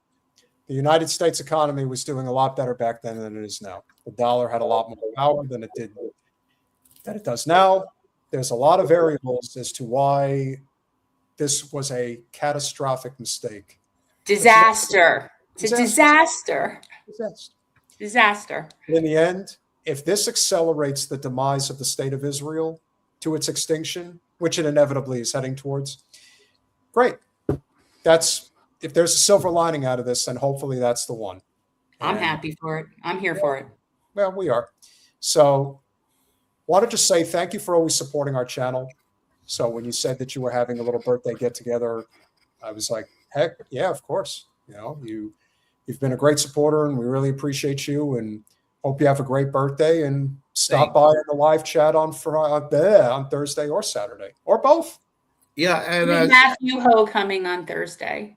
And I've been listening to y'all since 2020. And Jen, when I used to watch Kyle Kalinske all the time. I found out about you from Kyle Kalinske, and I was just like, and since Debbie Wasserman Schultz is one of the worst people in this country, I was just like, she's cool. So I'll leave you, and I'll leave you on this note. Besides the fact that she did what she did as the head of the DNC, and that woman has blood on our hands if anybody ever did. The thing that she's known for legislatively on Capitol Hill is anti-BDS legislation. Mm-hmm. That's what she's known for.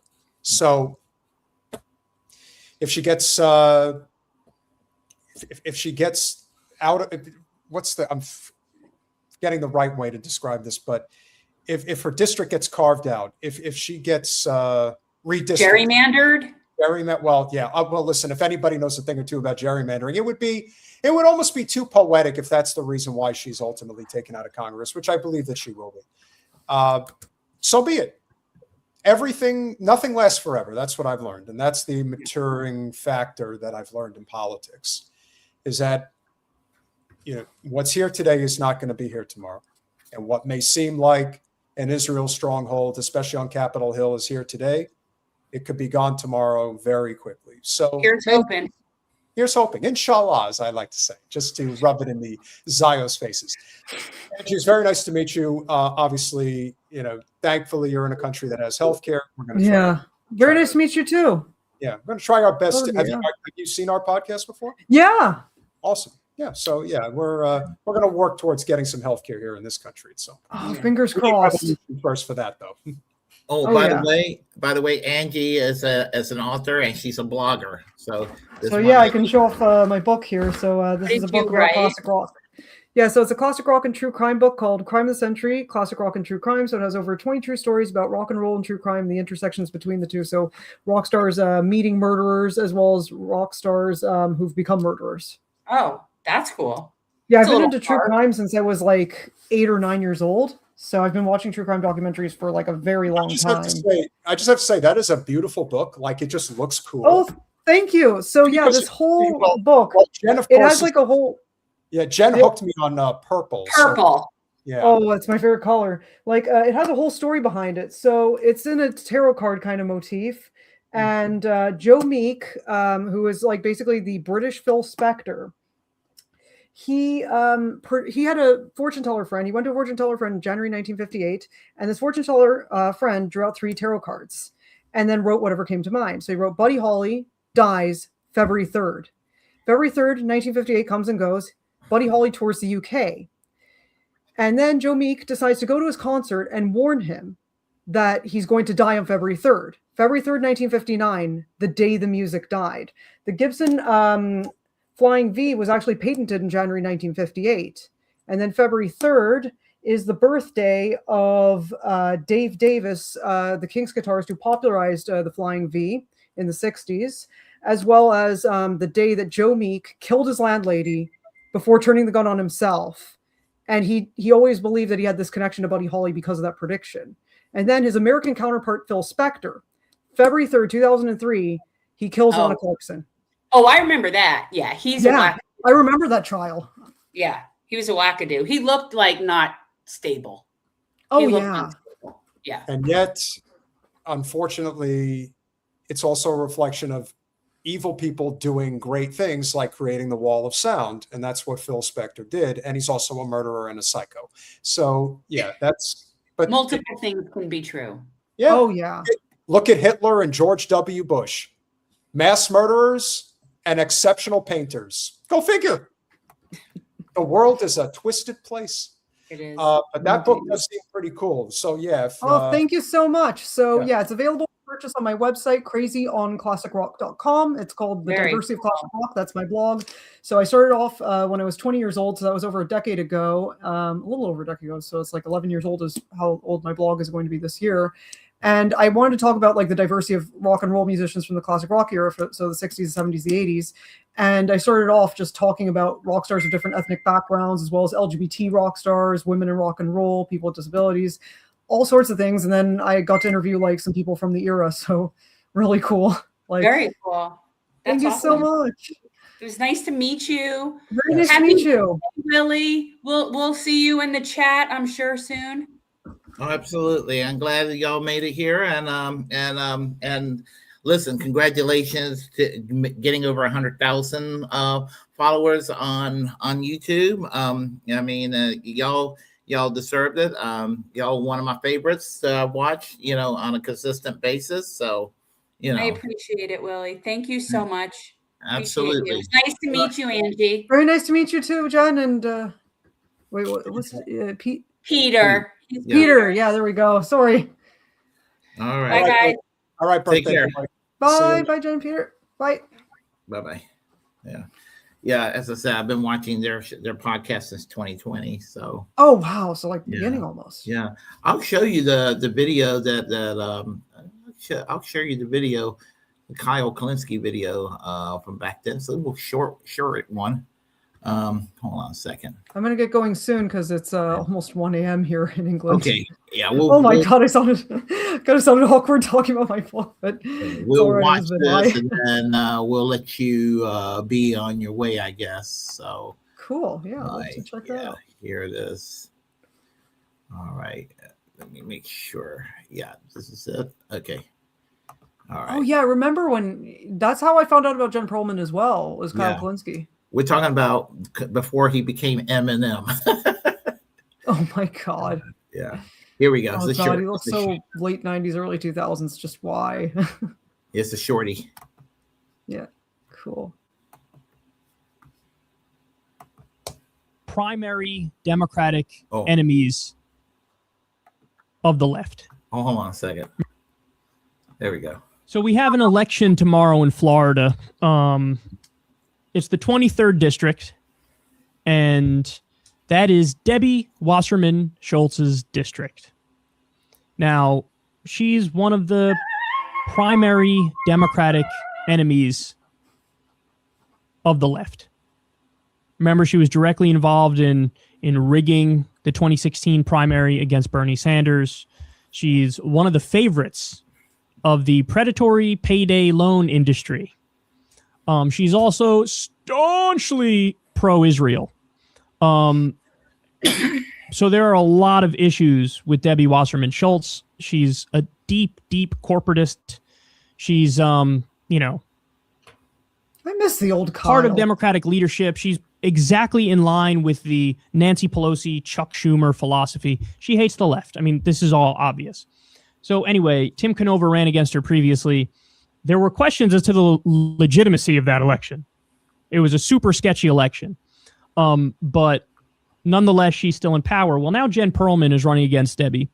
And the election is tomorrow. Florida's 23rd district, tomorrow. So I just want to show you one of Jen Perlman's ads here so you see what she's all about, and then we'll discuss when we come back. Change can be really scary, and that's why it's a time for courage. The reason that we have the problems in this country that we have is not because we can't afford to take care of our people. It's because of greed. As a collective, we can only be as great as we treat the most oppressed among us. Our campaign is completely grassroots. We take no corporate money. We are tired of the same people doing the same things, being paid by the same corporate people. I would love to represent you in Washington. I'm Jen Perlman, and I approve this message. No corporate PAC money, supports Medicare for all. I know she is a viewer of this show, and if you're in Florida's 23rd district, go vote for her. Go vote for her ASAP tomorrow. Wear your mask, do whatever you got to do, but go vote for her because, I mean, it would be amazing if we could replace one of the worst Democrats with somebody who no doubt would become one of the best Democrats, because she's all about it. All the policies that we care deeply about on this show, a social democratic agenda, she'll fight for it.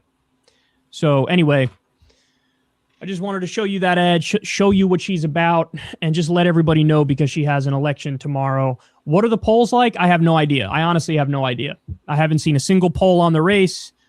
Debbie Wasserman Schultz is typically viewed as somebody who's somewhat untouchable, I guess you could say.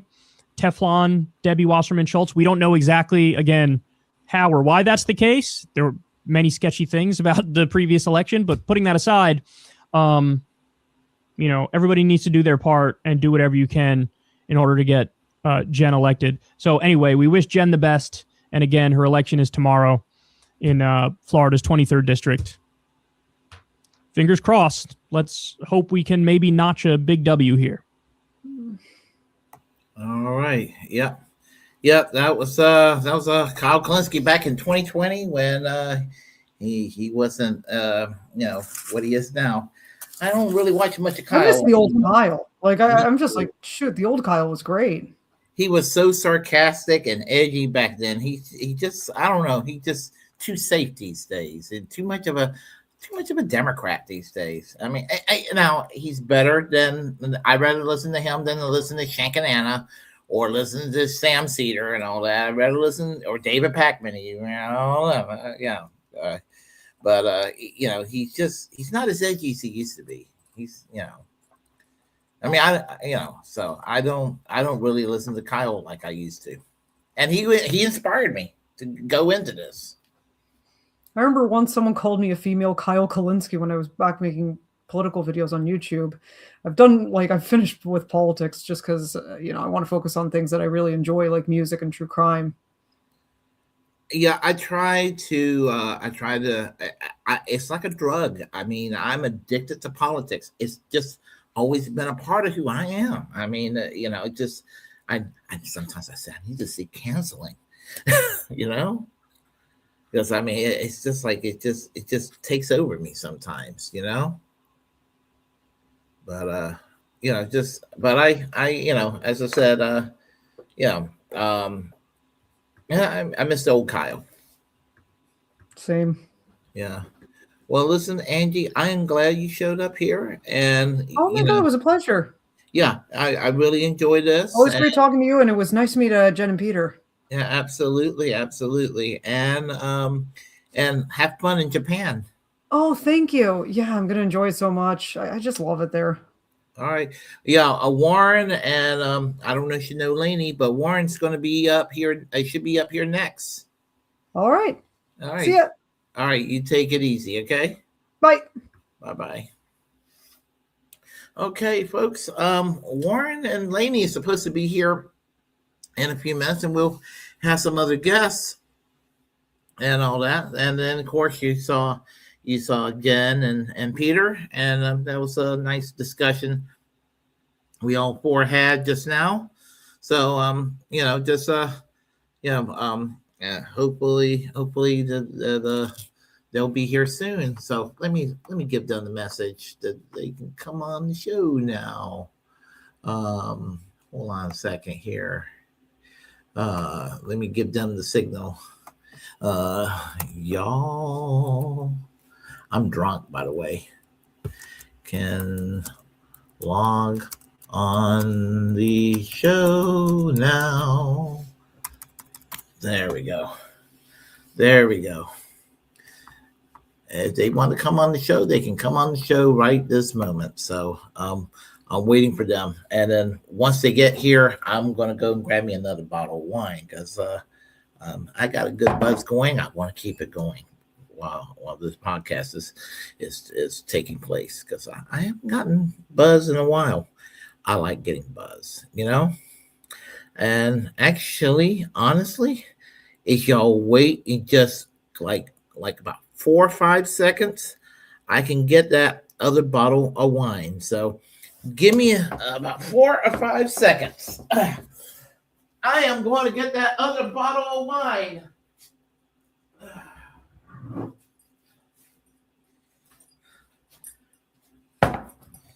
Oh, but you know what? It's got a corkscrew on it. I mean, it's got a cork on it, meaning that I got to go and get a corkscrew. And I don't know. Is there another bottle of wine I have here? You know what? I have another bottle of wine. Give me a moment. I have another bottle of wine. I'll be right back. I have another bottle of wine. Will that work? No. Oh well. I'm gonna. Oh. I don't know if I have the corkscrew in the kitchen, so that's why I'm gonna have to go and check. But hold on just a second here. Just getting comfortable. All right. Yes, I am having. Well, I can't not believe that I bought this bottle of wine and did not fully realize.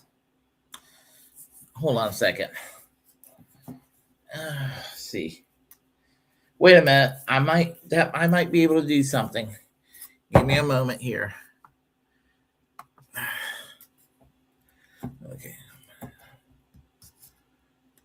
Okay, cool. All right. All right, folks. I am actually going to be opening this thing up right now because I want to keep my buzz going. But anyway, yep. Yeah, I enjoy that. Enjoy talking about traveling and talking about politics like I normally do, because that's what I do. Oh, I don't have to get a corkscrew, I don't think, because it's one of these situations here. Yeah. Watch. Oh, wait a minute. Warren, what's up? How are you doing, my friend?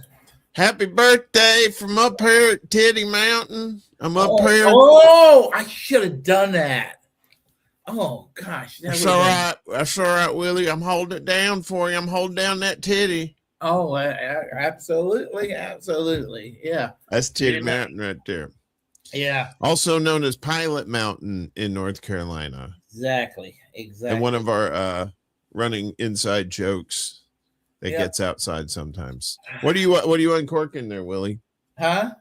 What are you popping open there? Well, I'm popping open. I just drank a bottle of Roscato, and I'm drinking something similar here. Well, we're drinking Roscato, but it's a little more sparkling wine here. But that one had a twist top. This one has a corkscrew. But wait a minute, I think I got a thing for that. Hang on. Yeah, you wait a minute, where is it? Come on, damn it, slow technology killing my go away. Oh wait, here it is. Uh-oh. Look at this fancy ass shit. Oh, fancy motherfucker. Okay, I won't do that again. Yeah. This one's a weird corkscrew here. That's what she said. All right. That's why they call me Duck Dick for 3 years. Ooh, do you hear that? There we go. What's up, y'all in the chat? Steph and Lurley, Max, and Chuck. Yeah, we had Angie Noon here just now, and had Peter and Jen from Revolutionary Change, formerly known as Generational Change. So. I saw that you were having a good time. I missed Angie too. She's a cool chick too. Across the pond there. Yeah. She's awesome. Yeah, she is. Yeah. What did she? Was she talking about her books again? Yeah. She's starting another one. She's working on another one, but she was I try to make sure she promoted her book. So yeah, I mentioned her book. So I mentioned she was an author. You are a good man. Yeah. I'm telling you, man, you are the fucking Grand Nagus. That is who you are. That's a Star Trek reference. I hope they would invite her on the show, on their show. So, that'd be cool. Yeah, I had her on my show. I had her not too long ago, I guess. I remember. She was good. She's a good time guest on there. So we had a great conversation. Y'all were supposed to do a secret show together. Yeah, I know, right? Well, I guess now. So now it's 10 o'clock on Fridays, our time. So that's 11. So they're about 6 hours ahead. So that's 11, 12, 1, 2, 3, 4 in the morning. She would have to do it. I don't think she'd be down for that now. That's a little early. On a Saturday morning, I'd tell me to go get fucked. You know what I mean? I'd be like, fuck you. I'm not doing that 4 in the morning shit for some clown ass. In Asia, I can't say all of Asia, but the Asians that I've interacted with on social media, like on that Redbox, when Redbox was a thing, I guess it's still a thing. I just had, but anyway, every time I get on there, those Asian folks would say, look, it's Arnold Schwarzenegger. And I go, no, it's not. It's not Arnold Schwarzenegger. But it's just only Asian people, white people, black people, Hispanic people, just Asian people. I don't get it. I need your advice. How do I square that circle, Willie? Am I Arnold Schwarzenegger? Did the CERN, the Large Hadron Collider, did it alter this universe now? Are we different people? I don't know. I don't. Well, it's funny you mentioned Asians because I wanted to show you something here. This is Shoe on Head. You know who I'm talking about, right? Yes, the one with the shoe for a head. Yeah, yeah. Oh yes, she did. So, yeah, I mean, well, I decided to go. You know what Grok is on Twitter, right? The AI on Twitter. Yes. Yeah. So I went and got on Grok. I went and got on Grok, and I was just like, I just decided I had a wild hair out of my ass, and I was just like, what would happen if I took Grok and asked for Shiwon Head to look like she's from South Korea? There we go. What do you think? I'm ready. I want this so much. She looks about the same, doesn't she? She does. Oh, good. She went from cock. You took the cock out of her. So she went from Caucasian to Asian. Yeah. That was a bad joke. I'm sorry. Oh, we got a guest here. Hey, what's up? Oh, hold on. Let me do this here. There's aliens trying to get up here on Titty Mountain, Willie. Don't worry, I got it secure. I'm holding these titties mountain. Hello, is this thing on? Unfortunately, yes. Hello, how are you? Hey, Willie. Happy birthday, my man. Hey, thank you. How are you doing, Chuck?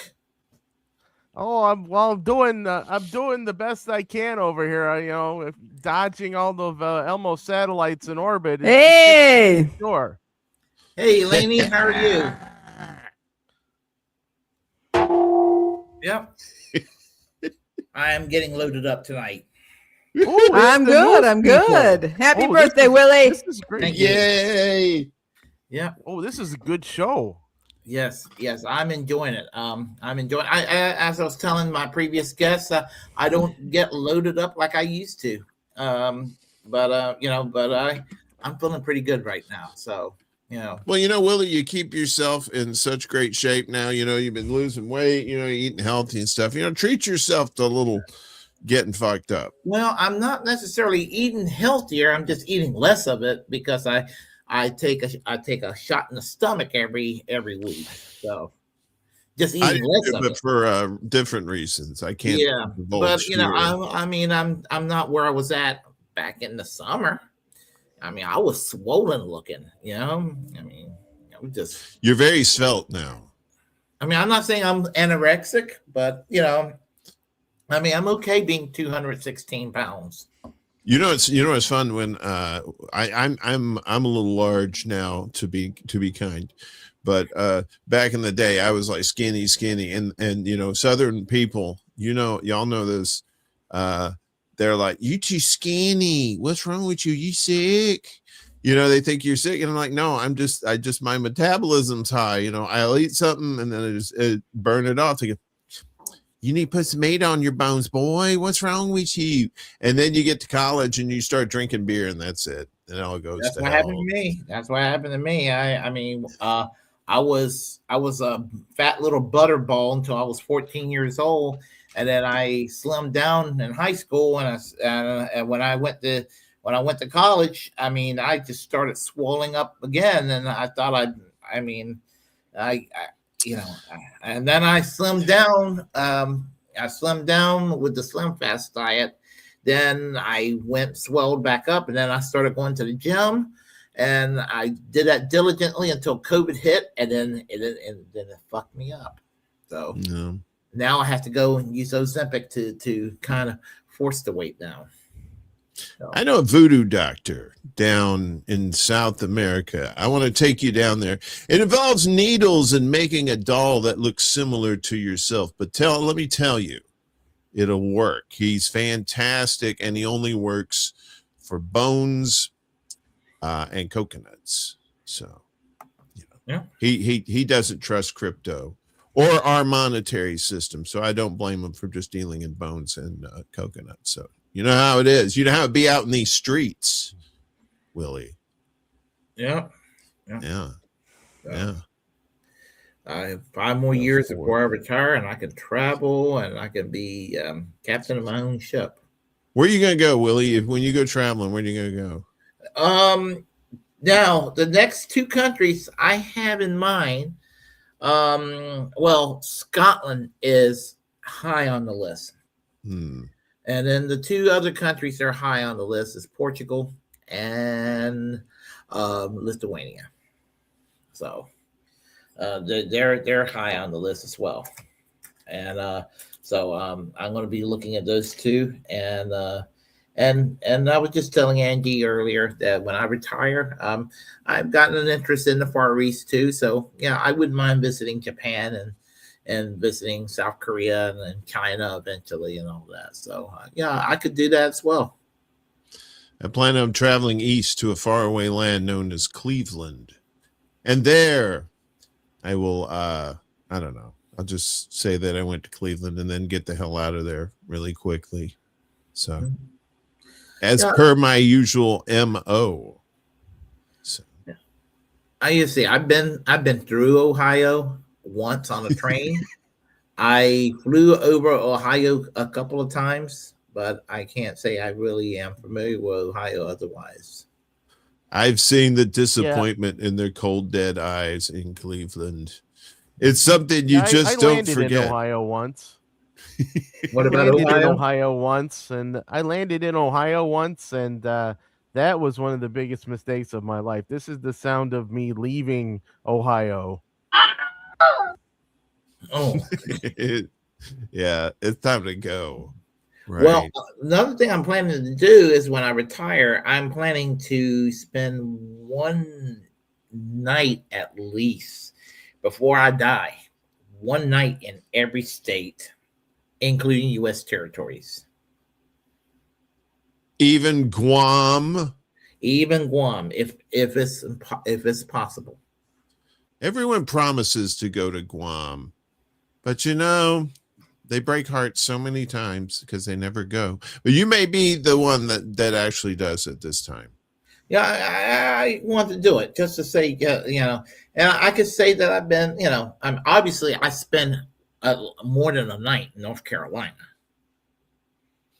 I've passed through there on a train. I didn't stop though. I think I had a cigarette break on the train and it stopped there, but you know, you get off, smoke, look around, make sure, you know, and then you get back on the train and then it's woo woo, you know, and then it goes away because it's one of those like Amtrak type deals. Mm-hmm. But yeah, so I could technically say I've been to North Carolina, but you know, not really like toured around or anything like that. I'd love to go see was it in there a town that set up like Mayberry up there? Yeah, Mount Airy, which is on the other side of Pilot Mountain. Yeah. You go, right over. Right over Pilot Mountain. Over yonder way. Over yonder. Yep. It's like a human Google map. Mount Pilot. Yeah, that's what Mount Pilot. Okay, this is how it works. Mount Pilot. Mount Pilot. It was named after Pilot Mountain. It was supposed to be a fictitious town. I think that it was just a disguised name for Winston-Salem because Mount Airy is north of Winston-Salem in North Carolina, which is Mount Airy is what Mayberry is supposed to be. So when you're in Mount Airy, you're really in the fictitious town of Mayberry, and it looks like any North Carolina rural town. But you have the police cars, you got the Ford Galaxy 500 and the Fairlane 500 with the sirens. Nice. And the people in the car, and you hear the siren going, you know, down the street and everything. You got Floyd's barbershop, but Floyd is dead, of course, but you still got Floyd's barbershop. You have a Barney Fife impersonator, and I went to the Barney Fife impersonator, and I went up to him. I said, "Mr. Furley, you decided to become a deputy again, didn't you?" And he's like, "Yeah, not bad for no guy." So, oh God.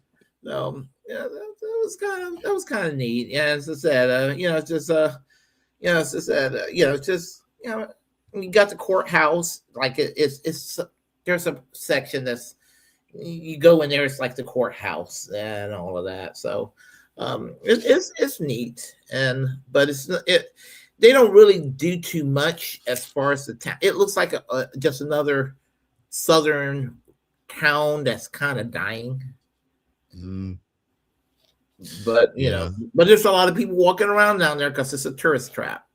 Right. Yeah. Especially those people that probably remember that watching the show when they were a little kid or something, you know, and then some of us Gen Xers who got it like the reruns after school, right? Like that, like was it Beverly Hillbillies, Gilligan's Island, all them old school 60s shows that they run after school, right? And you get home, you make dinner for yourself or whatever, and you're sitting there watching all that shit, like Gunsmoke and stuff like that. All that old school shit was on there for us in second run, which was kind of cool. Yeah. A place it's not in North Carolina at all. Definitely not in North Carolina. But a place that I would like to visit, and it's in the state of Maine. It's in the state of Maine, and I'm trying to think of the name of that county. The town's fictional. The town is it like one of those Stephen King towns up there? Well, more like a Dan Curtis town because Dan Curtis wrote the story. Oh, okay. Yeah. It's Dark Shadows.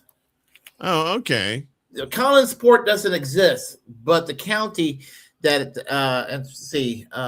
as I said, Hancock County is the name of the county exists, but the town doesn't exist, and it's south of Bangor. Okay. Yeah, that part I do know, and so sometimes in the set you see the living room of either the old house or the new house on Dark Shadows. And so I'm a big Dark Shadows fan, as you know. I mean, it's never a wrong time for me to watch Dark Shadows. I didn't know that was based out of Maine. I thought that was like a British thing or something. They just act British, I guess. You know, faux British. Oh, how a gauche. Yeah, they just act British. I mean, you know. They're just basically old money people from Maine, so of course they're going to have kind of a posh, attitudes and all of that. So well, that's a lot of Stephen King is from Maine, so you get a lot of stuff in his books that are based in Maine too. So my buddies, the Gamaguchis, Aaron Hot Dog Haynes. He's from Bangor. I didn't know I always called it Bangor, but apparently that's not the right thing to say. You're supposed to say Bangor, which is kind of weird. It's like a Star Trek name or Bangong. Get it on, bang it on, get it on. I joked with our friend Nikki one time about Dark Shadows. She reminds me of one of the characters, Carolyn Stoddard. Carolyn Stoddard from Dark Shadows. Nikki reminds me of Carolyn Stoddard. Yeah. Let me find Carolyn Stoddard. I'll show you what I mean. Let's see. Carolyn Stoddard. And you don't think she reminds you of Nikki a little bit? Yeah, I miss Nikki. She used to come here on the chat line. Let's see. Nikki's like in Russia. She's on Titan. She's left the planet. She's on Titan. She's orbiting the planet. She's like, leave me the fuck alone. But she still does streams. So that's the thing. But she does them like in the middle of the night. Some shit. You wake up, you look at your phone. You're like, what the fuck, man? 4:30. What the hell? Yeah. She does these low orbit trips and like from first class orbital. It's we never really know exactly where she's headed. Am I right? I can see, yeah. If her hair was not as quite as curved at the top, like if it's more straighter, yeah, she'd probably be spinning. You're kind of like that at times, you know. I told her that one day. I said, "You remind me of Carolyn Stoddard from Dark Shadows." Yeah, I could see that. Yeah. So anyway, yeah. So Willie, what have you been doing on your birthday today? What did you do? Well, when I got home, I just ran some errands, and I just, I went to Olive Garden a few hours ago. I know it's a corporate chain, but it's just, you madman. Yeah, I went and had a lasagna salad, and I had a glass of Moscato.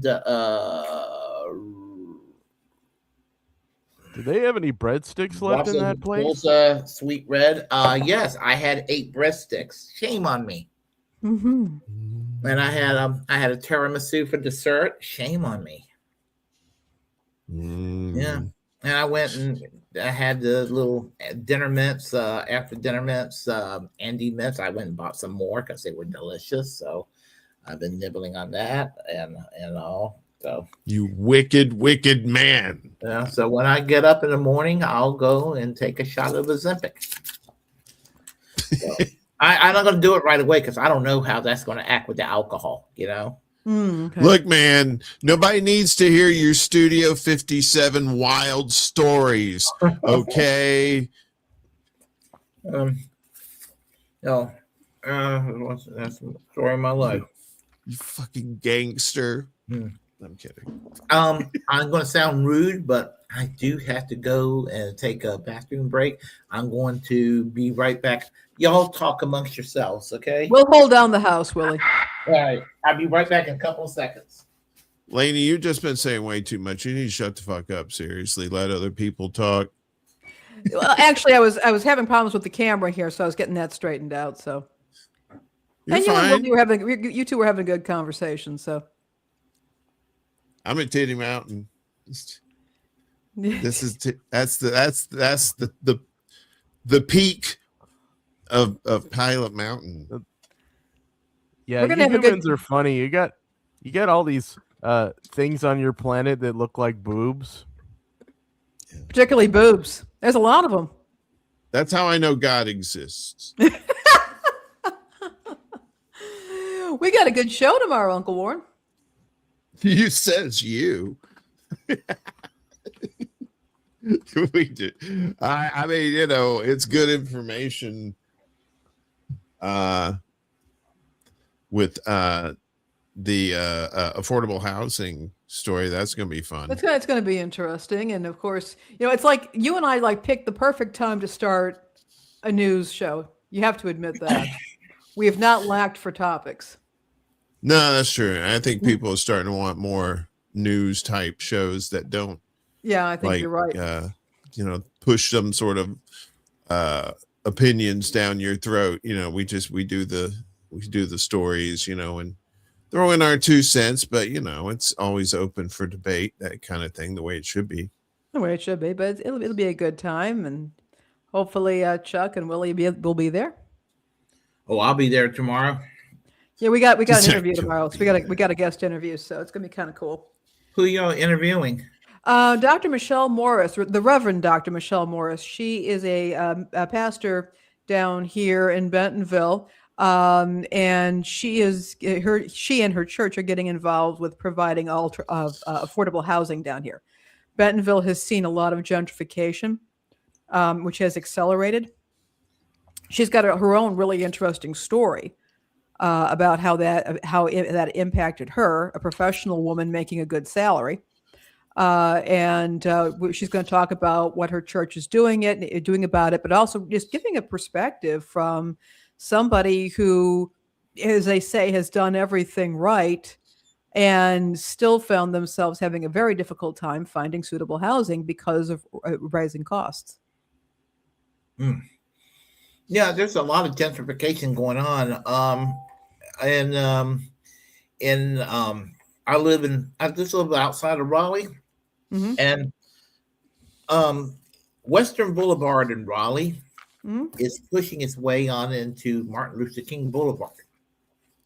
And that section, they're buying up those homes over there and tearing the houses down and kind of making life more expensive for the people who live there. Right. And I mean, it's just, and it's starting to change and everything. Raleigh has changed in the last 35, 40 years. Yeah. Well, we're going to be talking about that tomorrow because, in particular, Bentonville is a unique situation. I don't want to give too much away, but I think it's going to be a really good, really interesting conversation. So, about that sort of thing. Now, I was one of the people who actually lucked out with my situation. I can talk about that on the show too. But what can happen? Gentrification is not just an urban thing; it's happening all over.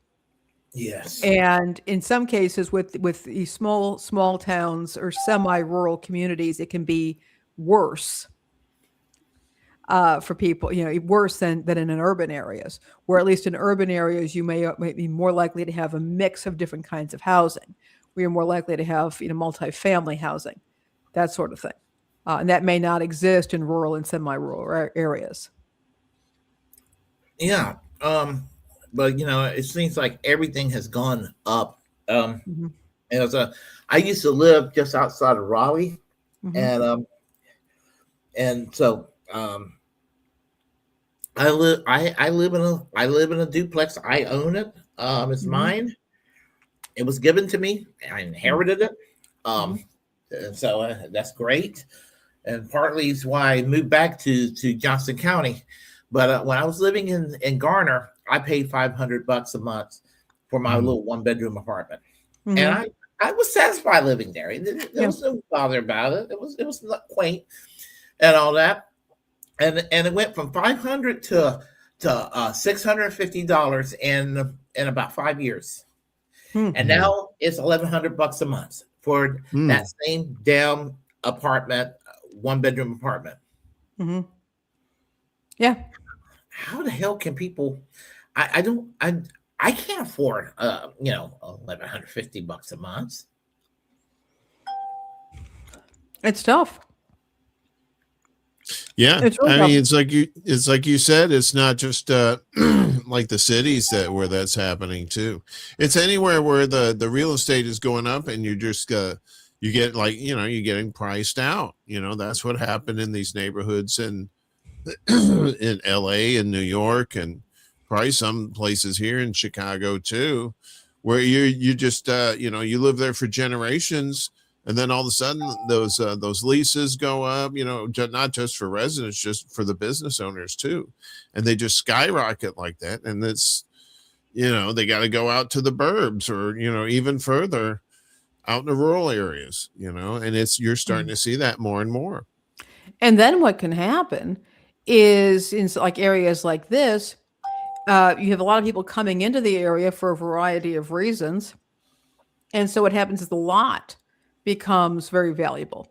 And you have housing, simple housing being torn down, turned into high-end condos or townhomes or single-family homes.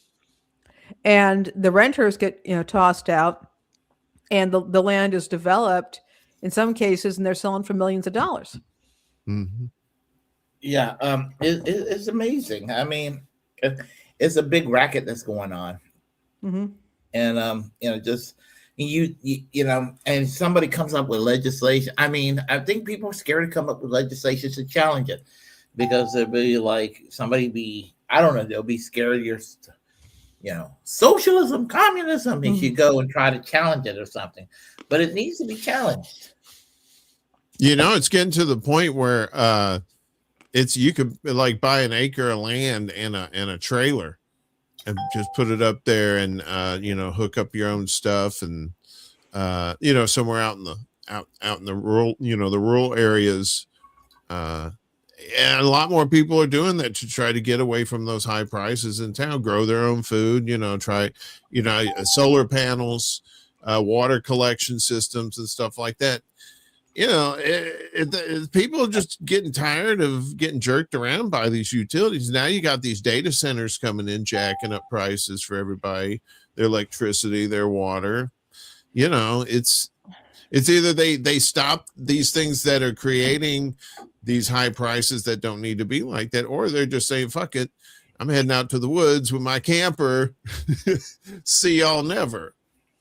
Well, I actually did that back in 2010. I actually moved out to the woods. I had a friend who had a couple friends who had, I think it was a 5-acre parcel. We were out in the, I mean, it was zoned residential. We had utilities on the property, but it was in the middle of Bureau of Land Management, federal woods. And that's where we were at. And I bought a 30-year-old fifth wheel, parked it on the property. We kind of hooked up a little bit of electricity and some water, and I lived there for 10 months. Actually, it was kind of glorious. And that, that worked for me. And there were a lot of people who did live like that, and it worked for them. But it has its drawbacks. You can really only get away with that in rural areas where there may not be jobs or access to health care or that sort of thing. It's just, it's becoming very difficult for people. And every time people try to come up with remedies for it, they're not thinking through those remedies. They will do things like, for example, make it harder. They will try to make it harder to evict tenants, which, again, I'm all for tenants having due process and that sort of thing. But all that does is it causes landlords and property management companies to double down on qualifications to get into rental housing. And it's this back and forth where, there's got to be a better model, like seriously cooperatives or public housing that is actually properly managed. I mean, there are a couple of ideas there, but who knows? Oh, I got a friend here that dropped by. This is Sean. Hello, Sean. How are you? I'm very well. How's your evening? I'm doing good. You look like you're cold outside. No, I'm just walking. It's actually a pretty nice night out. I thought while we chat, I'd have my phone in my hand and I'd walk. So kind of like we're having a conversation where we're just walking somewhere. Okay, I'm going to introduce you to everyone here. This is Warren. This is Lainey, and that's Chuck. Nice to meet you. All right. Hello. Likewise. All right. So anyway, so we were just sitting there talking about gentrification, Sean. So oh boy. Yeah. Let me tell you all about my $1,500 a month, 1 bed, 1 bath in Draper, Utah. Tell us. Yeah. Well, that's about the size of it. I pay $1,500 a month for a 1 bed, 1 bath. And this isn't exactly like downtown Los Angeles or, somewhere you would expect something like that. Although, when I renewed my lease, for the first time, my rent actually went down $10. Probably should have gone down about 100 or 300. But there we are. Yeah, so, yeah. That $10, they probably thought they were doing you a big favor too, and you're like, yeah, not really. Yeah, it was just Sean. I was just telling them about an apartment I lived in Garner. I pay $500 originally, and now it's $1,150 a month. The last time I checked, it was a little 1-bedroom apartment. Yeah. No, I totally understand. Yeah. So, and the last guest I had here was one of them. Talking about possibly moving to Spain later on because she lives in England. The cost of living is very low in places like Barcelona. So if I were to move outside the U.S., I would love to live in England, but England is expensive. Ireland's expensive, but I would probably live in Portugal or in Spain if I move out of the U.S. My niece and her husband, her husband's from Spain, so she had the ability to go there with them, and they were doing it for a little while until they discovered she was going to have a kid, and she hadn't lived in Spain long enough to be on their health care. So back to Canada they went. What about the healthcare? I'm sorry. She was not a Spanish resident long enough for her to be able to get onto their health care. Oh, okay.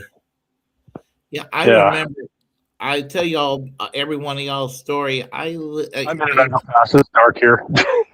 Sorry about that.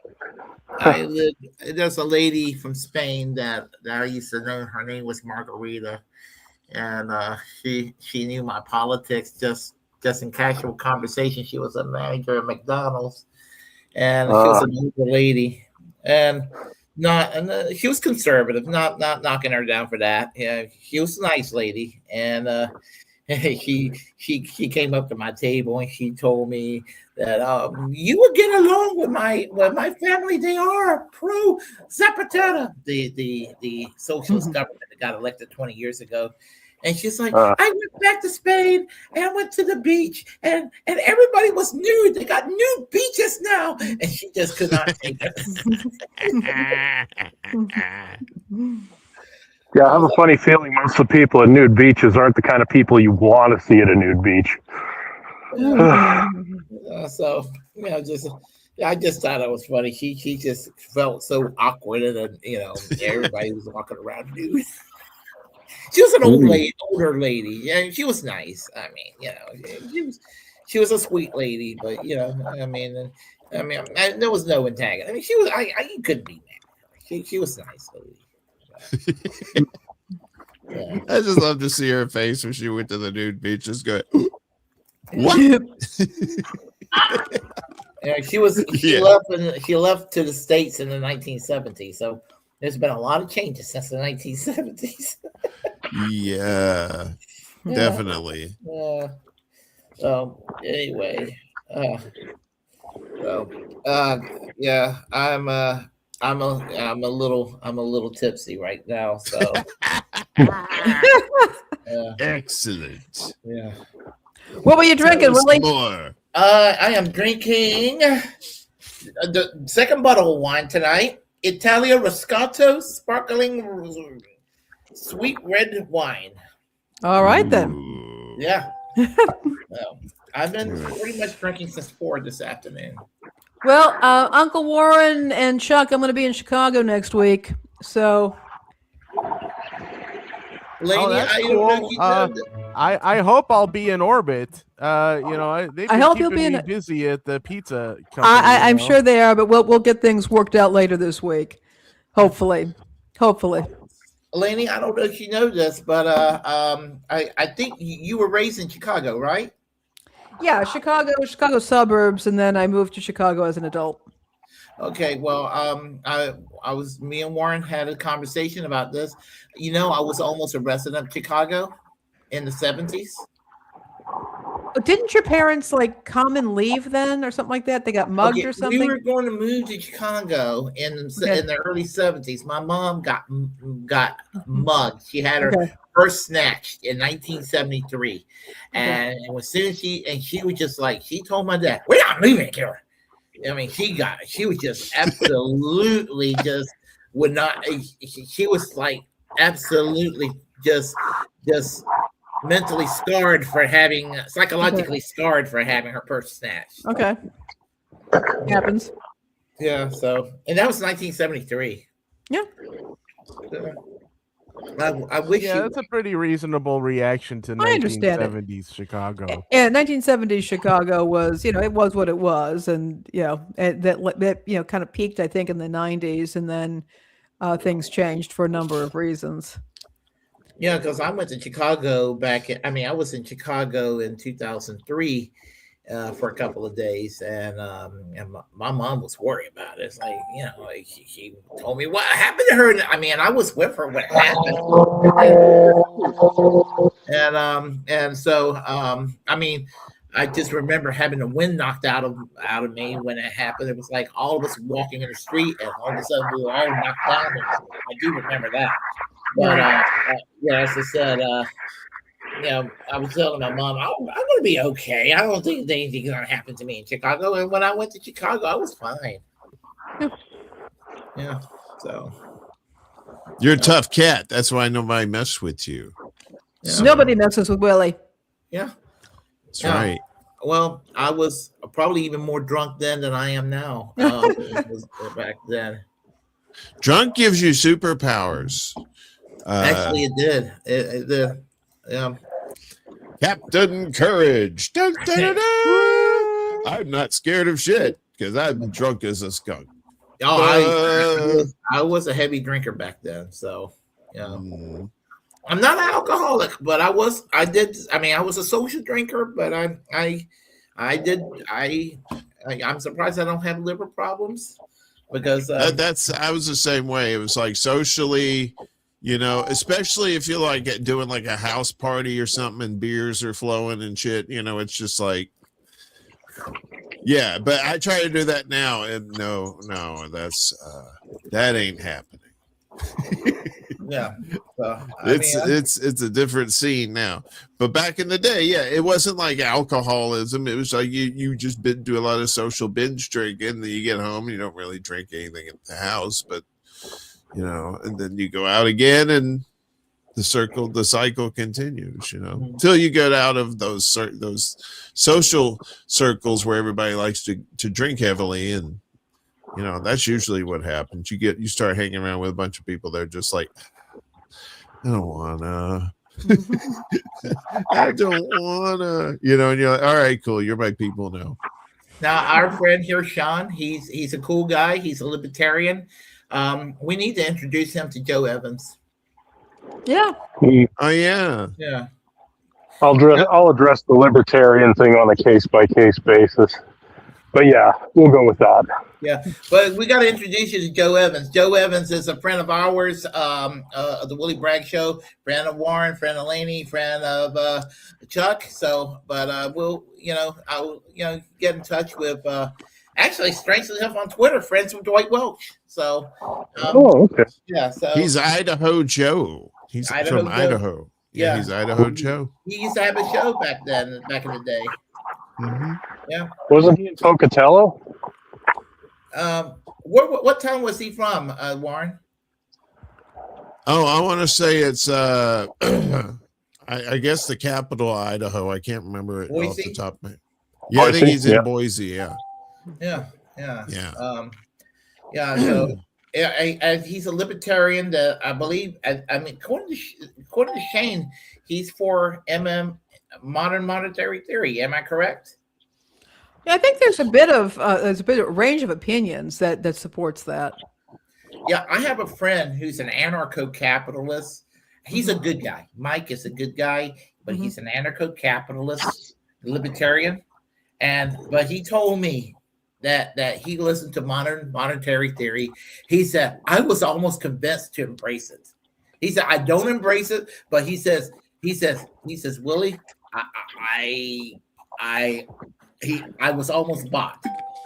I was almost sold. He liked the idea of it. I mean, when he was listening to the debate about it. So, when you can convince him, if you can open a mind to an anarcho-capitalist that MMT is the way to go. That's something, Well, yeah, it's not so much, Willie, that it's the way to go. It's just the way things are. MMT it shows the framework. It basically shows how federal spending works in a country like America's monetary system. They got do all that federal spending and stuff, but everybody thinks it's like you got to pay taxes to pay for all, like that $1 trillion in bombs and rockets and stuff, but that's not how it works at all. They just decide to pay for that, and your what do you call them, Congress? Those knuckleheads, they pass a bill and says, okay, let's pay for that. Mm-hmm. Yeah, I mean, and Jimmy explained it to me about how you put it into the economy and all of that, and as I said, I mean, as I said, I wasn't as familiar with it myself until I met you guys. So, as I said, I liked it because it's like, as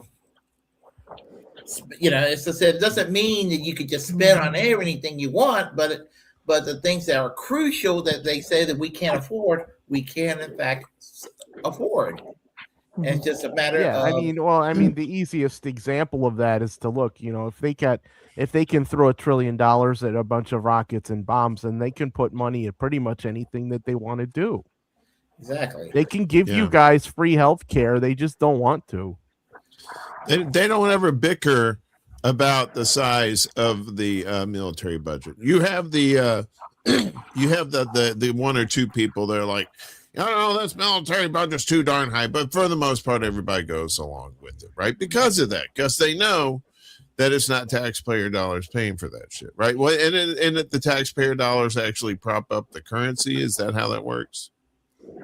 Yeah, Well, it's you got to spend money in the dollars in order to give them value, and everyone has to basically agree that this is money. That's basically how how that works with currency.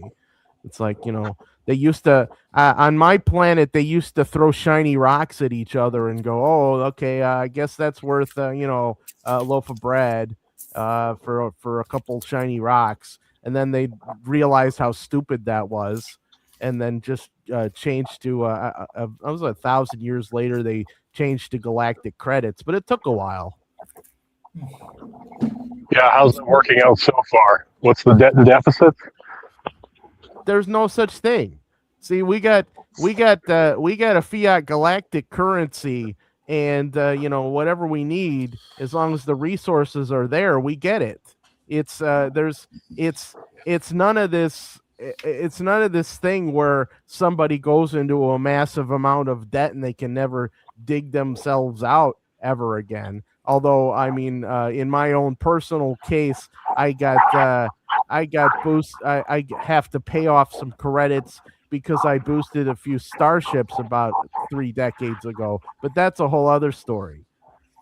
Well, we'll talk some more about that in 10 years. See how it's going. Because there does come a point where you run into suckers to take money from.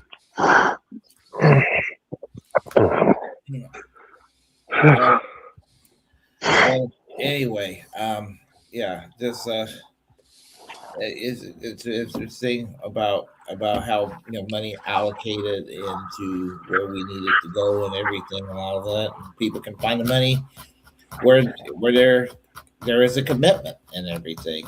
And one of my heroes in England, Tony Benn, the late Tony Benn, said, if we can find money to build smart bombs to go and destroy people's lives, when we drop bombs, we can provide for the people in our society, which I like the latter better. So, anyway, Sean, it's getting very dark very quickly at where you're at. Yeah, the sun started setting right as I stepped outside. Yeah. That's pretty cool background, though. That's what I thought too. There's a nice little afterglow for a while. So here's the various towns and cities where I'm at. Right across that dark spot, which is the Jordan River Valley there. You've got Riverton on the other side. I'm here in Draper. Maybe I'll give you a little bit more scenery as I walk along. Right here, kind of typical suburban stuff. Although the neighborhood I'm in, it's kind of a strange neighborhood in that it's residential, but it's surrounded by commercial properties. So right here, we got that building there. That's like 2 blocks west of where I live. And then north of where I live, there's a whole bunch of warehouses. Directly east, I've got the IKEA building and Furniture Row. So there you go. Yeah, I got a nipple behind me. That's a private. Well, it's not a private joke, but it is kind of a joke that we had. What was back in 22, right, Warren? Yeah, the first time. I guess you were on my show. Maybe I think we were talking about Pilot Mountain, and I said, "Oh, Mount Pilot from the Andy Griffith show." And we were like, "Yeah." He said, "Well, it's called Pilot Mountain." And it has a nipple on it. And I was like, wait, what? So the 13-year-old kid in me just went, what did you say? And then and he said, yeah, he's talking about titties. Come on in. And and so that was the thing. And then we looked up Pilot Mountain, and sure enough, there it is. That's the old citadel on top of the Mount Mammary there. But I mean, literally, it looks. I mean, not trying to be sexist. It just looks like a gigantic breast when you're driving on the highway. I mean, I can't say I see that at all. And that may be because of my particular orientation. It looks to me like a mushroom cloud. Well, when you look at it zoomed out, it does look like that, and it looks like it's cold up there too. Uncle Warren, ooh, a little chilly. Gotta get back up to Chicago next week. We'll see what happens. Well, I see. So you can drive. Uncle Warren likes that idea. Yeah, it's beautiful up there. Driving up Pilot Mountain is beautiful. I mean, those roads. It does look beautiful. Yeah, I mean those twisting roads and everything. I mean, rustic and all of that. I mean, it just it's just kind of like, wow, you know. And I mean, and then you could just see once you're up there on the top. I mean, you just look down and you could just see some of the surrounding communities and everything, and you're just like, it's just beautiful, you know. Looks like it. Yeah. If I could, I'd like to share my screen here. Is I have a picture of what you're looking for. So, Will, if you want to share that, that's go ahead. Feel free. Okay. So I guess that you just have to pop it up there. Oh, is it okay? I don't see it on. Hold on. Maybe. Oh, wait a minute. Maybe if I. Oh, right there it is. Here it is. There it is. Right there. That's Pilot Mountain. See? Someone is on the committee, if you know what I'm saying. But it is cold up there. Just saying. I'm not a doctor. All right, that's enough. You can. Yeah, I mean, yeah. Do you play one on TV, Uncle Warren? Do I play a mountainous nipple? No, I do not. You're talking about a doctor. God, no, I'm getting my agent on that. You're not getting that particular cultural reference. The what? The nipple mountain? No, I'm not a doctor, but I play one on TV. Yes, I do get that reference. But I said itty bitty committee because anyway, that's probably just terrible. I haven't had any. I'm going to pull a Willy and say I haven't had anything to eat yet, so I need to go eat Willy. Not eat Willy, but you know what I mean. Even though you are delicious. I tell you one thing. I'm so drunk right now. I don't smoke like I used to, but I need a pack of cigarettes. I know, right? The old days, the little smoky in one hand, a little drinky poo in the other. That's the worst thing about drinking. Once I get to drinking a lot, then I'm like, damn, I remember why I smoked. Yeah. Well, it's not just booze too. Sometimes I smoke a joint. And hey and Willy, I'm sorry, man. I gotta run. Okay. I'm sorry to interrupt. I gotta run on a delivery here. These guys are got me needing to bring something to this top secret place I can't talk about right now.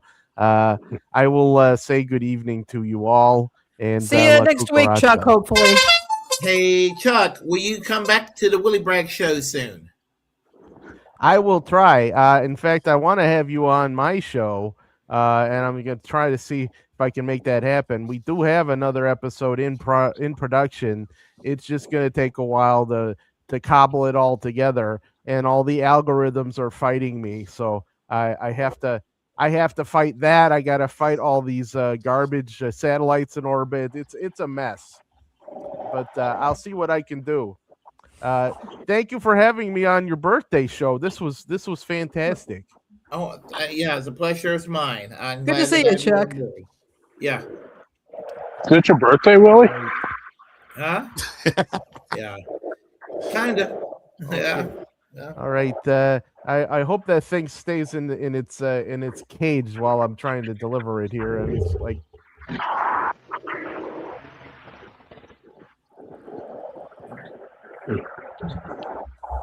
All right, I got split too, man. Thanks. Happy birthday to you, bud. Come see us tomorrow morning for the Undercurrent, noon Eastern, 9 a.m. Central. All right. Yeah, great seeing y'all here. Nice to meet you, dude. Good to meet you, Sean. I'm going to head out myself, but we'll see you tomorrow. Hopefully, Willie, and we'll talk to you soon. And yeah, we need to have Willie on the show sometime soon, Uncle Warren. That's right. You got to get up, put on. You don't have to put on pants. Just make sure you shoot yourself up here. Well, this is what I tell people. Underneath these clothes that I wear, I walk around naked. Glad to know Thank you, Stephen Wright. We appreciate that. It's a nice reference there, Pally. Happy birthday to you. Get slobbered. Fall asleep on camera, too. Make sure you end the show like that. I want this show to be like 9 hours. That was the best ever. That was the best ever. Sorry about that. No, don't be sorry. It was like the best thing ever. We all needed that. It hadn't happened. Yeah, honestly, that was awesome. Oh my God. You made television history, Willie. So it's legendary, and that will be in all the bloopers too. That if there's blooper shows, I'm sticking that motherfucker in there too, because I love you, and I appreciate we love you, Willie. We do. Your accidental comedy. Your accidental comedy is the best. Your regular comedy is good, but your accidental comedy is good too. So I provide plenty of accidental comedy. I know, right? And it's easy because you're not even trying, and that's what's the fun part about it. So I'm good at the accidental. I'm tops when it comes to accidental comedy. You're my boy, Blue. All right, man. Happy birthday to you. Happy birthday. We'll see you when we see you. All right. All right. Bye, Willie. Take it easy. Sean. Bye, Lady P. All right. So, Sean, as I said, I'm glad to have you here. As I said, house life in Utah this evening. No, it's all right. The weather's not as bad as you thought. I just bundled up because I knew the sun was setting, and then the temperature drops very quickly from there. No snow on the ground, though. No snow in Utah? No. See my, yeah. I don't know how much of that you could see. It was kind of dark, but street lamps. I can't believe how quickly it got dark on you real quick. I know. Well, okay. So mountains in all directions. So when the sun goes down, it gets dark fast. Lord. Yeah. The sun had probably set behind the mountains before I stepped out. Yeah, I go once in a while. I go up to the Northeast, and when I'm up in the Northeast, up in Rhode Island, Massachusetts, let me tell you, the sun, like if you're in the autumn, it's 4:00 in the afternoon. 4:15 is like pitch black outside. Oh, I could tell you all about Canada. I remember those days leading up to Christmas, where the sun didn't come up till 10 and set around 4. So, yeah. I know you're from Alberta. What part of Alberta were you from? So I grew up just outside of Edmonton in one of the oil towns. And then when I was 18, I moved to Calgary. Oh, so it's still within about a 3-hour drive of where I grew up. Okay. So I got to have the Oilers as my team back in the 80s when they had Messier and Gretzky and Fuhrer and Anderson and a whole lineup of guys who are now Hall of Famers. And that makes it hard for me to watch hockey anymore because I'll never have hockey that good ever again. Well, I'll tell you one thing. I mean, I'm sure you've been to Toronto, but I was actually I haven't. Huh? No, I haven't been to Toronto. For real? Okay. Yeah. Well, I've been. That's my take on Canada. I've been to Toronto. I was there for a couple of days. I loved it up there. I mean, I thought the people, nothing political. I just thought that the people were nice. I really just thought the people were. I mean, compared to the United States, and this is nothing political. I just thought that the people were just. I mean, I wish the United States, were more like Canada in that regard, because everybody's so polite up there. That may have started to fall apart, unfortunately. We're talking about 20. This is 2026 right now. Talking about 2023. We're talking about 23 years ago. Didn't you say you were up there for an NDP convention at one point? Yeah, I was. That's what I came up there. I met Jack Layton. You met Jack Layton, I remember. Yeah.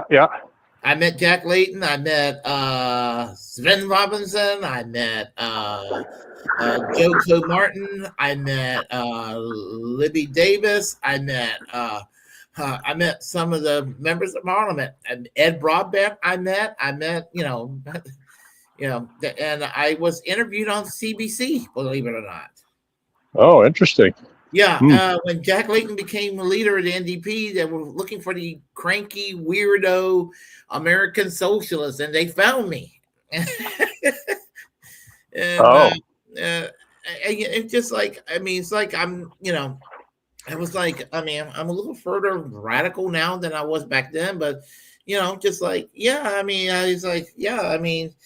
NDP, it's like, I love you guys. Like, I love the Social Democrats in Sweden and all that. And wish we had something like that here, that arrangement in the United States. That's basically what I said. So they just thought that was newsworthy. It's crazy. When you think about it. Unfortunately now, because of all those years the Jagmeet Singh basically wrote a blank check for Justin Trudeau, the NDP is now polling 7-8% nationally, and they went in 10 years from being the number 2 party to why are you guys even still existing? You see, yeah. Here's my take on the NDP. Would I be in the NDP? Yes, I would be in the NDP. I would be the member of the NDP that says don't work with the liberals. I would be. I wouldn't not exactly. I'm not as hard left as this. Are you familiar with the NDP Socialist Caucus? Oh yes. Yeah, they're nice. They're Trotskyists. They're nice though. It's just not my thing, but they're nice. I mean, and I hung out with them because I didn't know they were Trotskyists when I and all that. I got confused when I saw the Fists and Rows. I thought they were Social Democrats, but apparently they were Trotskyists. I don't know why they had to, But anyway, as I said, the one person I was not impressed with at the convention, you may have heard of him, was Lauren Nystrom. Have you ever heard of him? I don't think so, but I do recognize all the other names you've dropped. Yeah, so he's a MP from Saskatchewan, and he was arguing for third way politics, Blairism. And I met him. He was I was polite with him and all that, but I was just like, he was running for the leadership, and I heard his speech, and I was like, no, thank you. But actually, honestly, the one person I liked the best out of the whole bunch was Bill Blakely. Bill Blakely sounds familiar. Yeah, he's a minister for the United Church of Canada. Yeah, and he kind of reminds me ideologically of our friend Dwight. Okay. Yeah.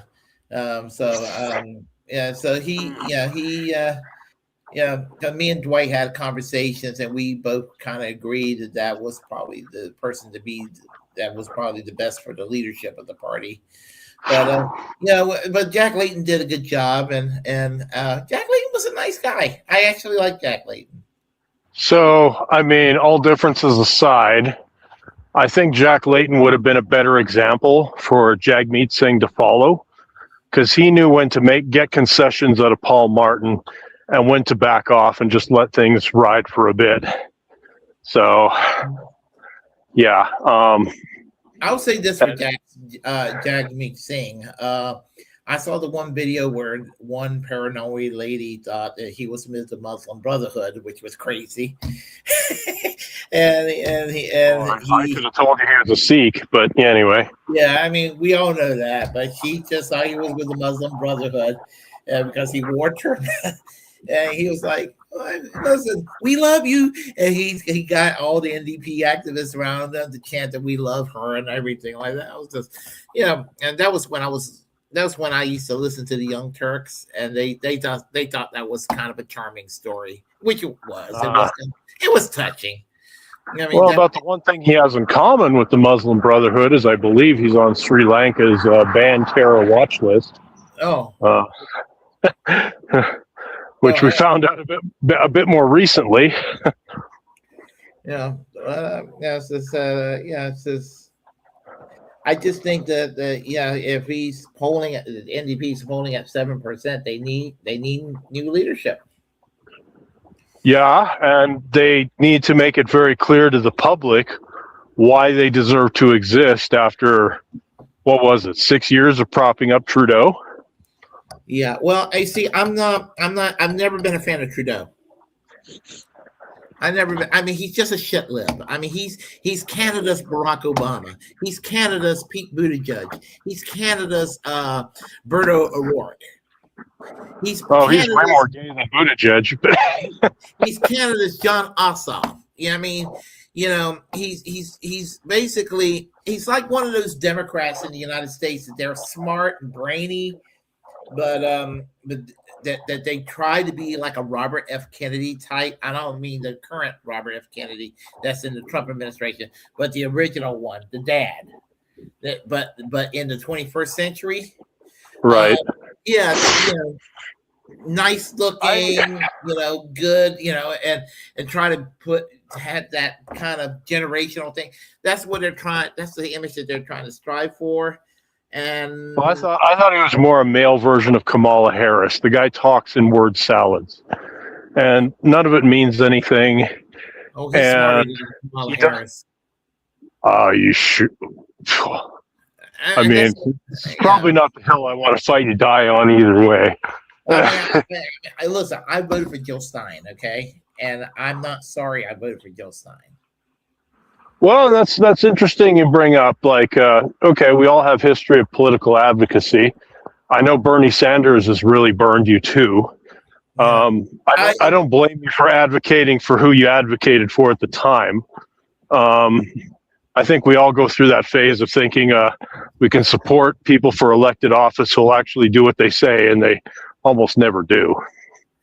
Now, when it comes to Bernie, listen, I'm going to tell you where I stand on Bernie.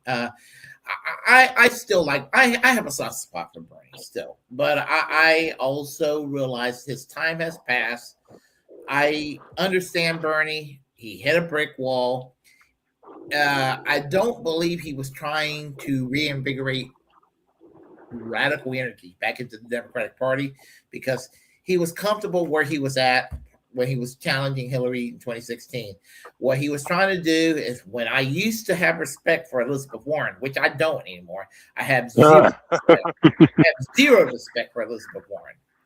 But knowing where you stand on issues, I don't blame you for supporting Elizabeth Warren, say back in, I don't know what, 2012, 2014, whenever she ran originally. Oh, I thought Sorry, she was the best back then. For a minute. Back then, I thought she was the best, but I can't stand her today. Yeah. The conservatives call her Pocahontas, and I'm not criticizing them for calling her Pocahontas, but you know what? But those of us on the left refer to her as, right? Gosh, do I even know? We got a name for her on the left. It's not Pocahontas. Okay. We call her the Snake. Oh, yes, you have told me that before. Yeah. Well, and because she got into the 2020 primary more or less to eat Bernie Sanders' lunch. Yeah. She stuck around in that primary when Barack Obama made those damn phone calls. And she stuck around in the primary to hurt him in Massachusetts, and she accused him of being a misogynist, and that burned me. That burned me when she did that. I had no respect for her when she did that, and then she called him a liar and all that, and he encouraged her to run against Hillary in 2016. Yeah. So there you go. And then I find out that she doesn't even know what Medicare for All fully meant, and all the other candidates, they didn't know what it meant, and everybody was kind of running on the Buttigieg idea of Medicare for All for those who want it, which sounds like the German system. the current German system, basically a more generous Obamacare, which is better than Obamacare. But is Germany still following kind of a Bismarck system? I haven't kept track. Okay, here's what happened. The Bismarck system doesn't. In the 80s, somehow when Helmut Kohl came in, they introduced private insurance into the system, and but it was still universal. So basically, it was Obamacare. It was the Obamacare model that we have here, but it had a public option. It was like a better Obamacare from my perspective. All right. Yeah. I would take their system over Obamacare. Even the Helmut Kohl system. Oh gosh, and are you looking at how the Dems now are like, yeah, we need a better healthcare system? And I'm like, wait, you're the guys who passed Obamacare. Isn't that system working smashingly? Yeah, I told them not to. I mean, not that they listen to me, but I was on record from me. I was on day one. I was like,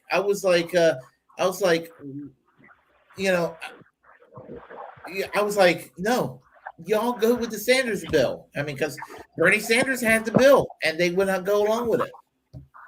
They would not. They wouldn't even consider the Bernie Sanders bill, and all that. And as I said,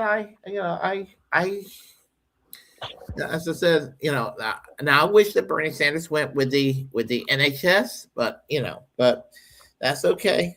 I mean, Bernie, but I actually recommend for you to watch a movie called Free Lunch Express. It's for free on YouTube. It's an anti-Bernie film, but it's funny as hell.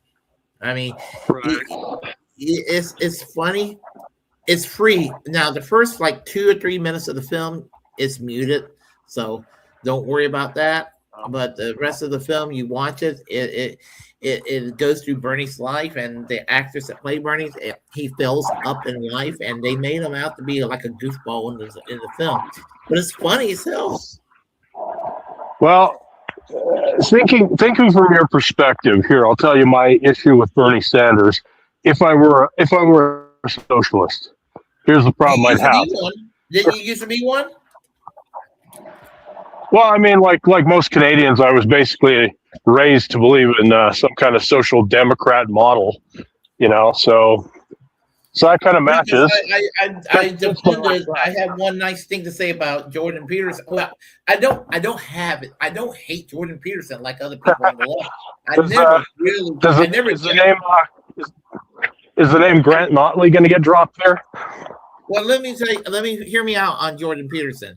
Back 10 years ago, when they were talking about Jordan Peterson, they were talking about Jordan Peterson, and I was listening to Jordan Peterson. I was like, okay, even if I disagreed with him, whatever he's saying didn't really piss me off, And then I listened to him on Joe Rogan one day, and then one thing he said that I thought a little bit better of him on, and that was they talked about the healthcare system, and he actually defended the Canadian system. I know your perspective on it, but he actually still defends the Canadian system.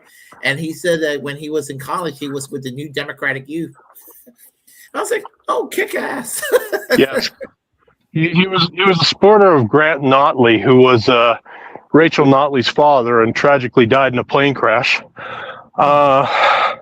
Yes, I'm kind of acquainted with Jordan Peterson's argument, which he basically made the argument that that kind of system is more advantageous for entrepreneurs who would otherwise have no easy way to pay for health insurance. Now, you've heard what I've said about healthcare in Canada and here and everywhere else. I've made it perfectly clear that I view healthcare in the United States as a form of quasi-serfdom to keep workers tied to their jobs, because if they quit their job, they lose their healthcare. I agree with that. It's a way to keep people in crappy jobs that they hate. Yeah. I can only imagine how that sucks the soul out of millions of people in the workforce. Yeah. And I think that I just think we need to eliminate the private insurance system. Just eliminate it completely. Well, I mean, you do have a good point to make that where insurance exists, it artificially drives up prices. You can see that with dental care and everything else that doesn't get covered under the socialized medicine models. And they're trying to do something about that in Canada. I mean, Mark Carney, and I think I do have a better opinion of Mark Carney than I do Trudeau. Well, yeah, you're watching Canada fall apart in real time. Like the last decade of Trudeau basically knocked Canada down from a first world nation, and within the next few years, we may see them hit levels of poverty more comparable to a third world country. Well, I mean, we're not doing that great either in the United States. So. Well, it's okay. I don't need to make comparative statements. I'm just taking Canada and saying, here's what it was, here's where it is. I'm not arguing about that. So, I mean, yeah, fair enough. Yeah, as I said, I think that what I'm basically saying is I think that Mark Carney is a throwback to Paul Martin. And John Turner, who was also a finance guy. One difference, though, is the finance guys, to the extent that they ever become prime minister, usually don't last very long at it. I think that while the problem with Trudeau is he was more concerned with the negative side. He taken the wokeness to a negative extent, and I mean, I'm accused of being class reductionist by shit libs and some on the far left, some sections of the far left. And am I probably more class reductionist than not? That's probably true. But and then there are people on the right that thinks class reductionism is wokeness. So there you go. But I'm happy to have that discussion too. Actually, I think class is certainly a real thing and a real thing that other people believe in as a way of modeling societies and stuff. Now, is it the only way? That's where we might diverge a bit here. I think there's plenty of motivations in this world outside of class. Well, I think that kitchen table issues. We have a society in America where, and it's both. I hate to go with the both sides because people get mad at me when I say it, but it is both sides, and it's not everybody on both sides, but it's both sides to the extent that you have culture wars where people are being driven by. I support trans rights and all that, but you got somebody who's going to go flip a police car over because somebody mispronounced somebody on one side, and then you got people who are like militia types who feel like, oh, you're taking away my guns and you're attacking us Christians. We're going to go flip a police car over, and both sides are maybe a little over the top about it. And well, for my part, I think the culture war stuff is largely what the government class wants us to focus on while they're busy looting the treasury. Well, that's basically the point, is that you got people who are getting it from the same sources. They use the class issue to go. I mean, they use the culture war issue to drive a wedge between workers in this country, and we can't have nice things because of it. Because and so everybody's angry with each other over sometimes over some small stuff that they just decide to go and make it a big deal, and so everything becomes a culture war. Yeah. Well, and how familiar are you with the social divisions from the Gilded Age, for example? I know that we're in the second Gilded Age. I feel like we're in the second Gilded Age. Yeah. Okay. But so please explain. I think I know what you mean, but maybe I don't know what you mean. So just in case I don't know what you mean, go ahead and explain it. Yeah, no problem. So the way we're often taught the way class systems work, right, is, there's some variation of upper, middle, and lower, but it actually gets a lot more dicey than that. And there have been entire novels written addressing this, where you'll have your old aristocrats and your new industrialists. And the old aristocrats are often losing money because they have no idea how to manage money. They just know how to spend it. And then your new industrialists created an entire class that competed with the old. Now, if you're going to understand things like Teddy Roosevelt and his war on trusts, you need to understand how that division works, because Teddy Roosevelt himself came from the old money, and he was making war on the new industrialists. And part of how he did that was by appealing to, lower class working folks at the time. Does that make sense so far? I do have good opinions of Theodore Roosevelt. In some areas. See, I don't think he was looking out for working folks. I think he was looking out for the old money and made a coalition with the working folks to attack the industrialists with. Now, don't get me wrong. I don't think the industrialists were necessarily the, quote, good guys either, okay? And I think this is actually a blind spot a lot of conservatives have, possibly on purpose, where they'll recognize very accurately that free enterprise is one of the best ways of creating wealth. The trouble is, if you look at any one of these Gilded Age entrepreneurs who made it big, well, the first thing they did was use free enterprise to build their businesses and get a lot of wealth. And then the next thing they did was kick the ladder out from under them so that nobody else could do it. So there you go. I mean, take your example, Carnegie, Rockefeller. You can address any of these guys. Now, Carnegie, to his credit, did build a rather large network of libraries across the United States. So it's not like I can just hate him unconditionally.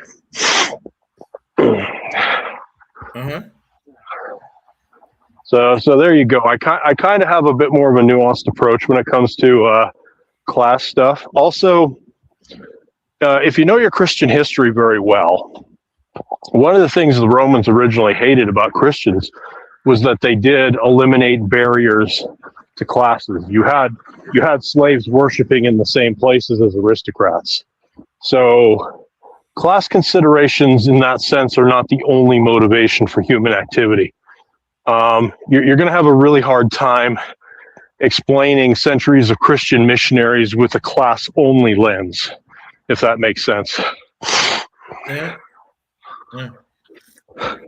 Now, you'll have no difficulty addressing some of the conquistadors like Cortez and stuff like that and say, yeah, clearly they were in it for the money. Okay, sold. There you go. There's my history teacher lens coming out here for you. So how long have you been teaching? Because I know you're a teacher now, right? Well, substitute really, but yes. And one of the advantages of that is I get to often meet a new group of kids every day, and everyone kind of brings its unique challenges, unique blessings too. If there's one thing I've discovered, I'll give you an example here, because we're in Utah, and some of the schools are more dominantly Spanish than others. Spanish kids are interesting. They're a little bit harder to govern, but when they decide they like you, like they want to run up and give you hugs and stuff. And I'm like, well, you just met me 4 hours ago. So there's an example. Different topics every day too. And I get to learn a lot about a lot of different subjects because I do that. It's actually helped me fill in a number of my math skill gaps, which I wish I'd have done a lot sooner. Maybe I could have been a math teacher instead. There are always tiring math teachers. Have you ever thought about podcasting? Oh, you are not the first one to throw that one my way, or reading audiobooks. I've been told I'd be good at that too. Yeah, you got a good delivery to your voice, you know your subject matter, and I think you get a good following. I've told a few people, from across the spectrum, to consider that. It's a great way to get stuff off your chest. Oh, for sure. I also like to model paint too, so I could just set up a camera and model paint while I talk or something. Yeah, so that's another possibility. Yeah. Actually, this is an example of something where the teacher, I'm an old school D&D gamer. I can't say I'm terribly fond of where the game's gone lately, but yeah, I was part of that. I should show you some paint jobs sometime.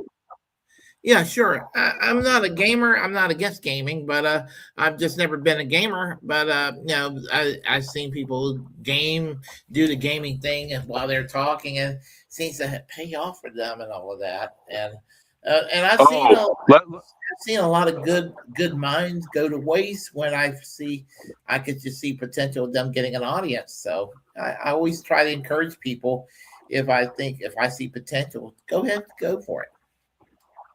Nice. Oh, let me make a pitch.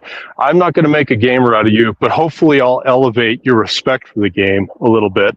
So when I started doing it as a teenager, I kind of thought role play stuff was kind of a fun waste of time. And it can be that if you want. But let me tell you, when E. Gary Gygax invented Dungeons and Dragons, he did more than just invent a game.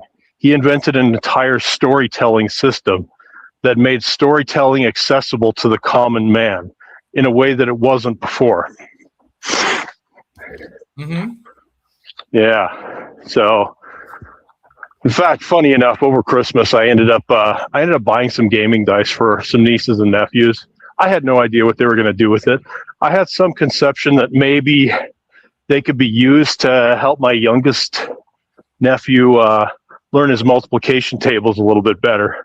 But his older brother, he got onto the role-playing thing and has started painting models and everything. So that's been kind of an interesting, fun thing to observe. So, those parts were not encouraged directly by me. He just got the dice and ran with them. Yeah. Let's see. Yeah. Let's see. I'm just.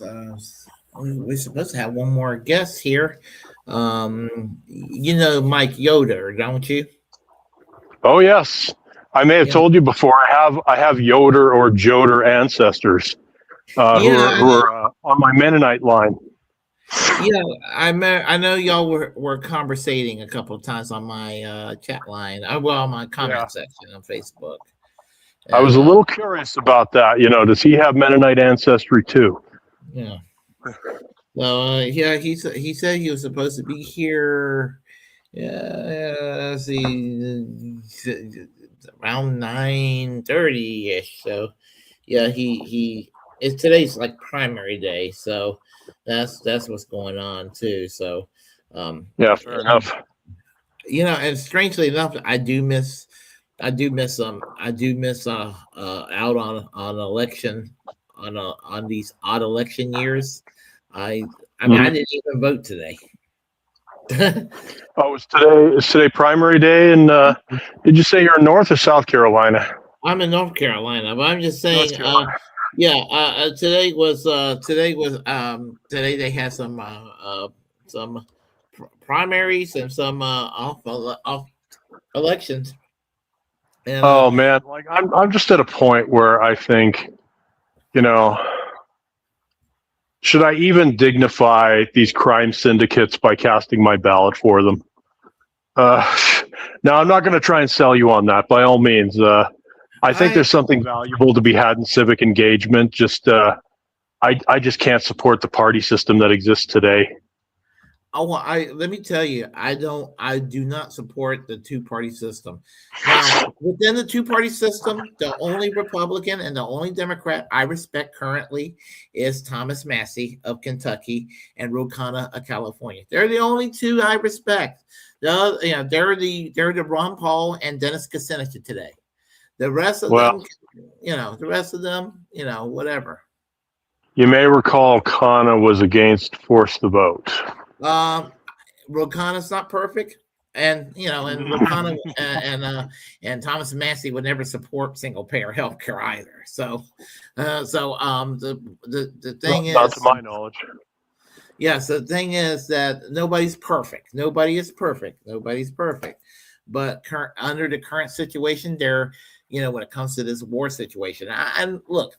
I think you will believe me when I say this. I'm no fan of the Iranian government. I don't particularly like the Iranian government, and I won't let some people on the more hardcore side of the anti-imperialist left to make me have a nuanced position. Like there's like, what's the term?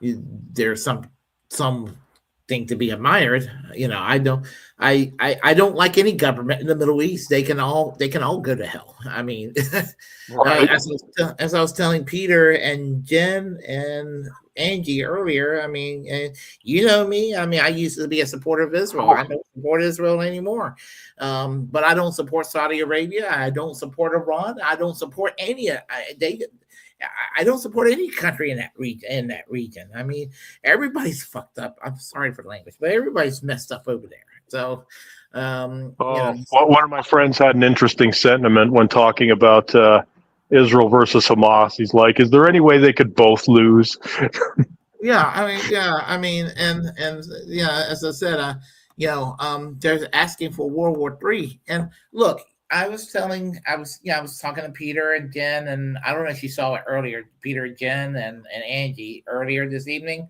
But anyway, Peter and Jen has this podcast, and I was telling them that, I was telling Angie, what is it, Peter? No, I think I was telling Peter and Jen and Angie that I didn't suffer from, and you know me, I did not suffer from Trump derangement syndrome the first time round. I did not. I mean, because I thought that the pink pussy hat liberals were stupid. I was embarrassed by them because, I mean, back then, and I still stand by this, back then, he wasn't that extreme back then. He did some rude tweets, and he governed slightly to the left of George W. Bush. You probably heard me say this too before, but every time I have some of our Democrat friends bashing Trump, I just have to ask, what is it you have against a president who's got the civic and family values of Bill Clinton? Yeah, thank you. He's basically the Republican Bill Clinton. And here's the thing. I mean, he was literally Bill Clinton's golfing buddy. Bill Clinton convinced him to run for president in 2016. I mean, now I'm like anti-Trump as hell. But here's the thing about it. The first Trump, I wasn't pro-Trump, but the first Trump was he was not that extreme. He was pretty moderate. This is me saying he was moderate, okay? You wouldn't know that based on him taking fire from all directions, but yes, I understand. I mean, I didn't really go around crapping on Trump all the time, right? No, there were plenty enough people who were doing that. Still are. I mean, there were plenty of Republicans I went after, more so than I didn't really go after Trump that much. It's funny.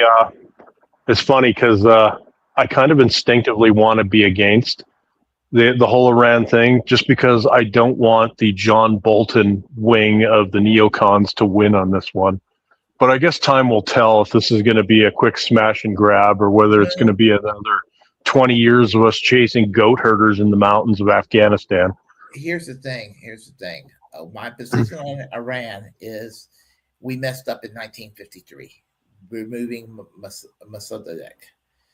So that's one sliver of the whole story. There's actually a lot more story there. There's more. It involves more, statecraft interference there, starting with putting Reza Shah in the first place under the British Empire. But I won't bore you with all those details.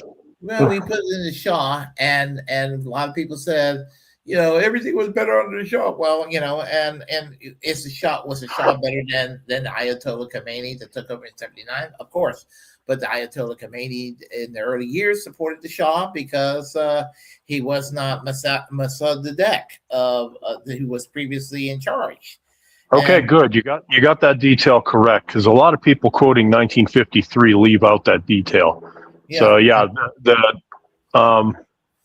Khomeini was more on the Shah's side in that respect, because he thought that Mossadegh was basically a Soviet operative, an atheist communist, basically. Yeah. We can have that discussion whether it's true, but that's what he thought. Well, the party that was in power under Mossadegh was the Front, I believe it was, and it was no different from the Social Democrats of Sweden. It was no different from the Labour Party in England. It was no different from the Socialists of France and the Labour. It was no different from the Cooperative Commonwealth Federation of Canada. It wasn't not even any different ideologically from Mapai in Israel, which became the Labour Party later on. It was the same kind of center left social democratic formation, and the CIA went in there and they went and decided to make mincemeat out of that government and put in the Shah. And just because a couple of oil, they nationalized the oil companies. So, that was the reason they did that.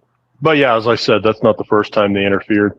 They entered to put in Mohammad Reza Shah Pahlavi over his father in the first place during World War II. But nobody wants to talk about that because that was their God from heaven, Franklin Roosevelt, doing that. So of course it doesn't get brought up.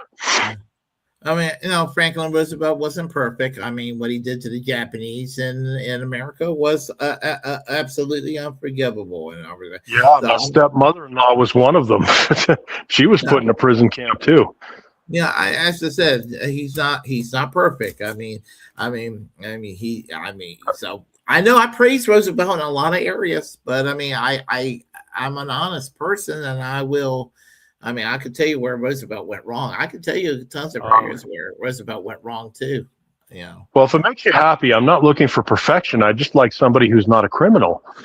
I mean, this does seem to be it's like, so Al Capone, he wasn't perfect. St. Valentine's Day Massacre. Well, he made some mistakes. I mean, but you know what? I mean, even Clement Attlee's government joined NATO. I'm opposed to NATO, and Clement Attlee was my favorite prime minister of Great Britain. Okay. I love Clement Attlee. Well, I mean, to speak in Attlee's defense, I'm pretty sure his arms were twisted on that matter. This was all stuff that the British government had agreed to before he came into office. It was created by the British government. It was created by Ernest Bevin, the foreign minister, who had Trotskyist leanings, and that's where it was created. It was created, as I say, I'm not a Stalinist, but I'm not a tanky, or I'm not a Marxist-Leninist, whatever. But it was created as the United States ended up joining NATO, but NATO was supposed to be sort of like a bulk between Washington and Moscow. That's what it was supposed to be, from my understanding. And that's what I think that's why he kind of conceptualized the North Atlantic Treaty Organization. So I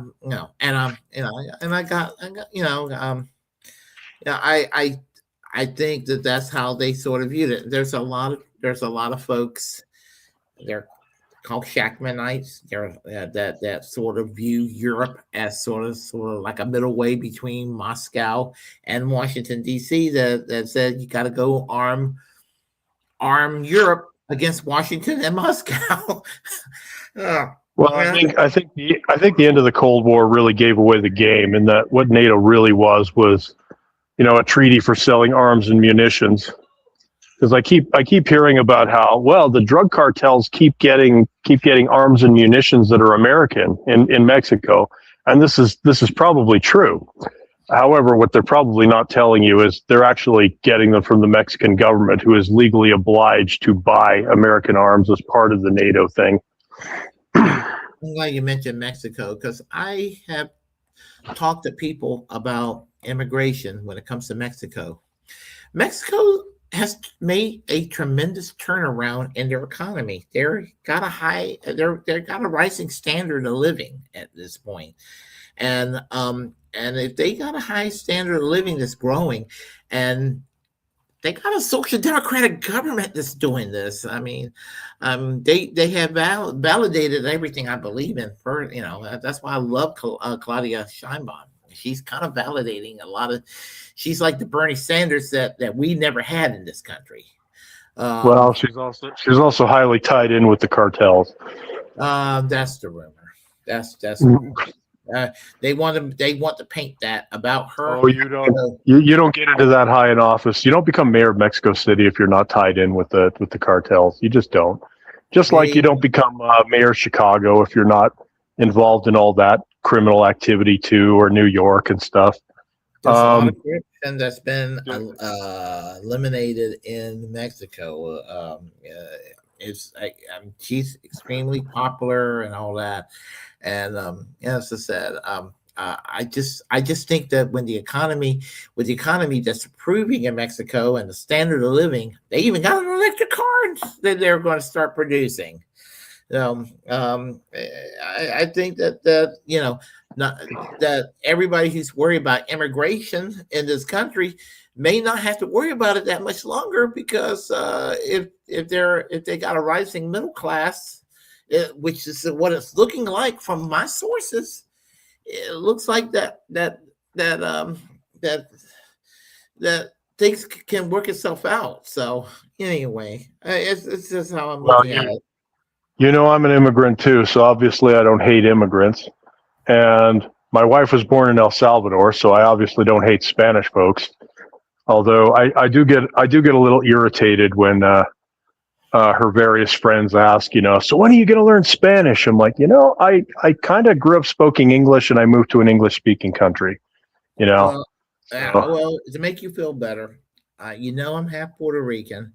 And as I was telling my friend Angie earlier, because she's half Venezuelan, I grew up living in North Carolina where nobody spoke Spanish at one time.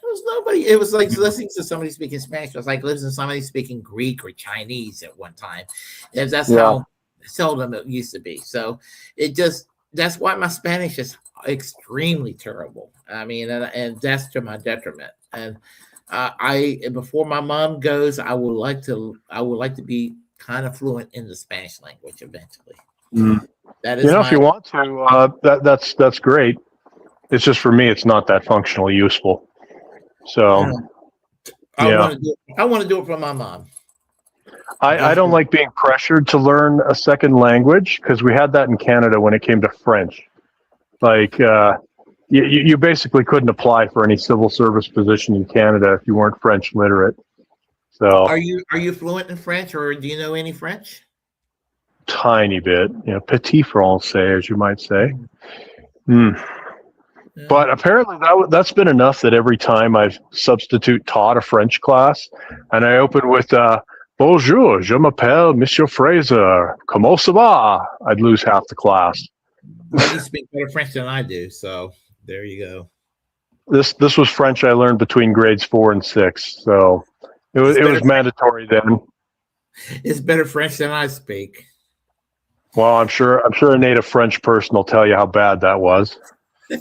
It sounded good to me. So yeah. No, I'm told Canadian French is not mutually intelligible when you go to France. So I'm planning to visit Montreal at some point, Quebec.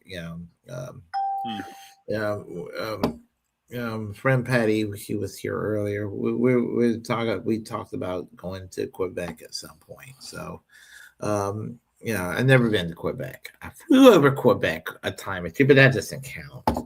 But I actually haven't been further east in Canada than I think it's not Thunder Bay, but it's close to there. A little bit past Lake of the Woods. My grandma lived in a little town called Devlin for quite a few years, just to the east of Lake of the Woods, almost on the Minnesota border. So which provinces you been in Canada? So I've briefly been in British Columbia to, visit a lake there. I've spent most of my life in Alberta. By the way, Alberta's about to have a separation vote coming up in October. We'll see how that goes. I heard about that. Actually. Yeah. Yeah. Unfortunately, the federal government has been very draconian when it comes to Albertans developing their oil and natural gas. And, it's to a point where there's just enough angry, impoverished Albertans that this is looking like a good option. So we'll see how it goes. I have a funny story to tell you about Alberta. Remember when the NDP took over Alberta years ago? Everybody in Alberta remembers that. Yeah. Isn't it amazing that an American would know that? But anyway, You're the only one I know who does. Yeah. So you can bet me and Dwight will know about when the NDP took over Alberta. But anyway, at work, there's a guy I used to work with at work, and his name was James, conservative guy. He was from Texas. Yep. So I was so happy about NDP taking over Alberta, and he knows I was just a cranky old socialist and everything. I told him about how the NDP took over, and I made a comparison. I said, James, imagine if the Green Party in Texas ran a slate of candidates and took over the gubernatorialship and took over the legislature in Texas. That's what the equivalency would be with the NDP taking over. He looked at me. He said, wow. Well, and up to that point, I don't think the NDP had a track record of gaining more than 5 legislature seats in Edmonton. So from then to go from that to government, and Alberta's kind of an interesting place that way too. So they've never voted in the same party again after it's been voted out. They've only had, I think, how many changes of government? I think 6. So they started out with in 1905. So they had the Liberal Party of Alberta. They got voted out in favor of the United Farmers Association, which was kind of a bit of a populist farmer party. I'd say similar to the NDP, only in the sense that it had that same prairie populism that kind of ran it. So then they got voted out in favor of the Social Credit Party, who were kind of a bit more of a Christian variant of we'll say Social Democrats, for lack of a better term. They wanted to use the Alberta Treasury to print money and use that to choose who they'd loan it to, but Ottawa ultimately crushed it. So that was the end of that. They get voted out. We're on party number 3 here. The PCs get voted in, Progressive Conservatives, and they end up governing up until just a little, like a decade ago. Yep, so we're on party 4. And then party 5 is the NDP. They got voted out, and based on what I'm seeing, they're not at a high risk of being voted in, especially with the knucklehead they've got as their leader now, who is almost a Jagmeet Singh clone. And now it's a kind of a reformed party that took elements from the old PC party and the another Alberta party, merged them together, and now they're governing. So six changes of governments between 1905 and now. Let me see. I do admire the fact that there's been a change in parties. Just different parties, not the same 2 parties running the show. Yeah, they'll ultimately form a new party to kick out the old party there. Although the NDP in Alberta is actually an old party, they've just never been responsible for governing until they're actually the unique outlier in that they largely pre-existed before they got voted in as the government. Every other party was brand new within a decade or less when they got voted in.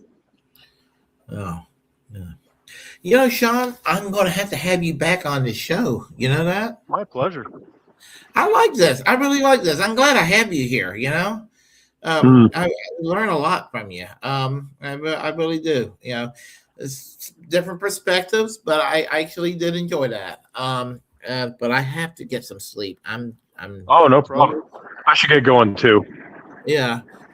But listen, I enjoyed that. Come back on the show. I'm going to have you back on the show. Okay. All right. I look forward to it. All right. I'm going to go ahead and make my final announcements because I can't believe I did this for 4 hours. I did this for 4 hours. Well, happy birthday, Willie. right, thank you. I appreciate that. All right, well, I will talk to you later. Now, is there a button to get me out of here, or do you get to kick me out? Oh, I can kick you out. Okay. All right, thanks. Bye-bye. All right, folks, if you like what you heard, please press like and comment. Comment in any way you disagree with what I have to say. Feel free to share any content I have here. If you like what and all that.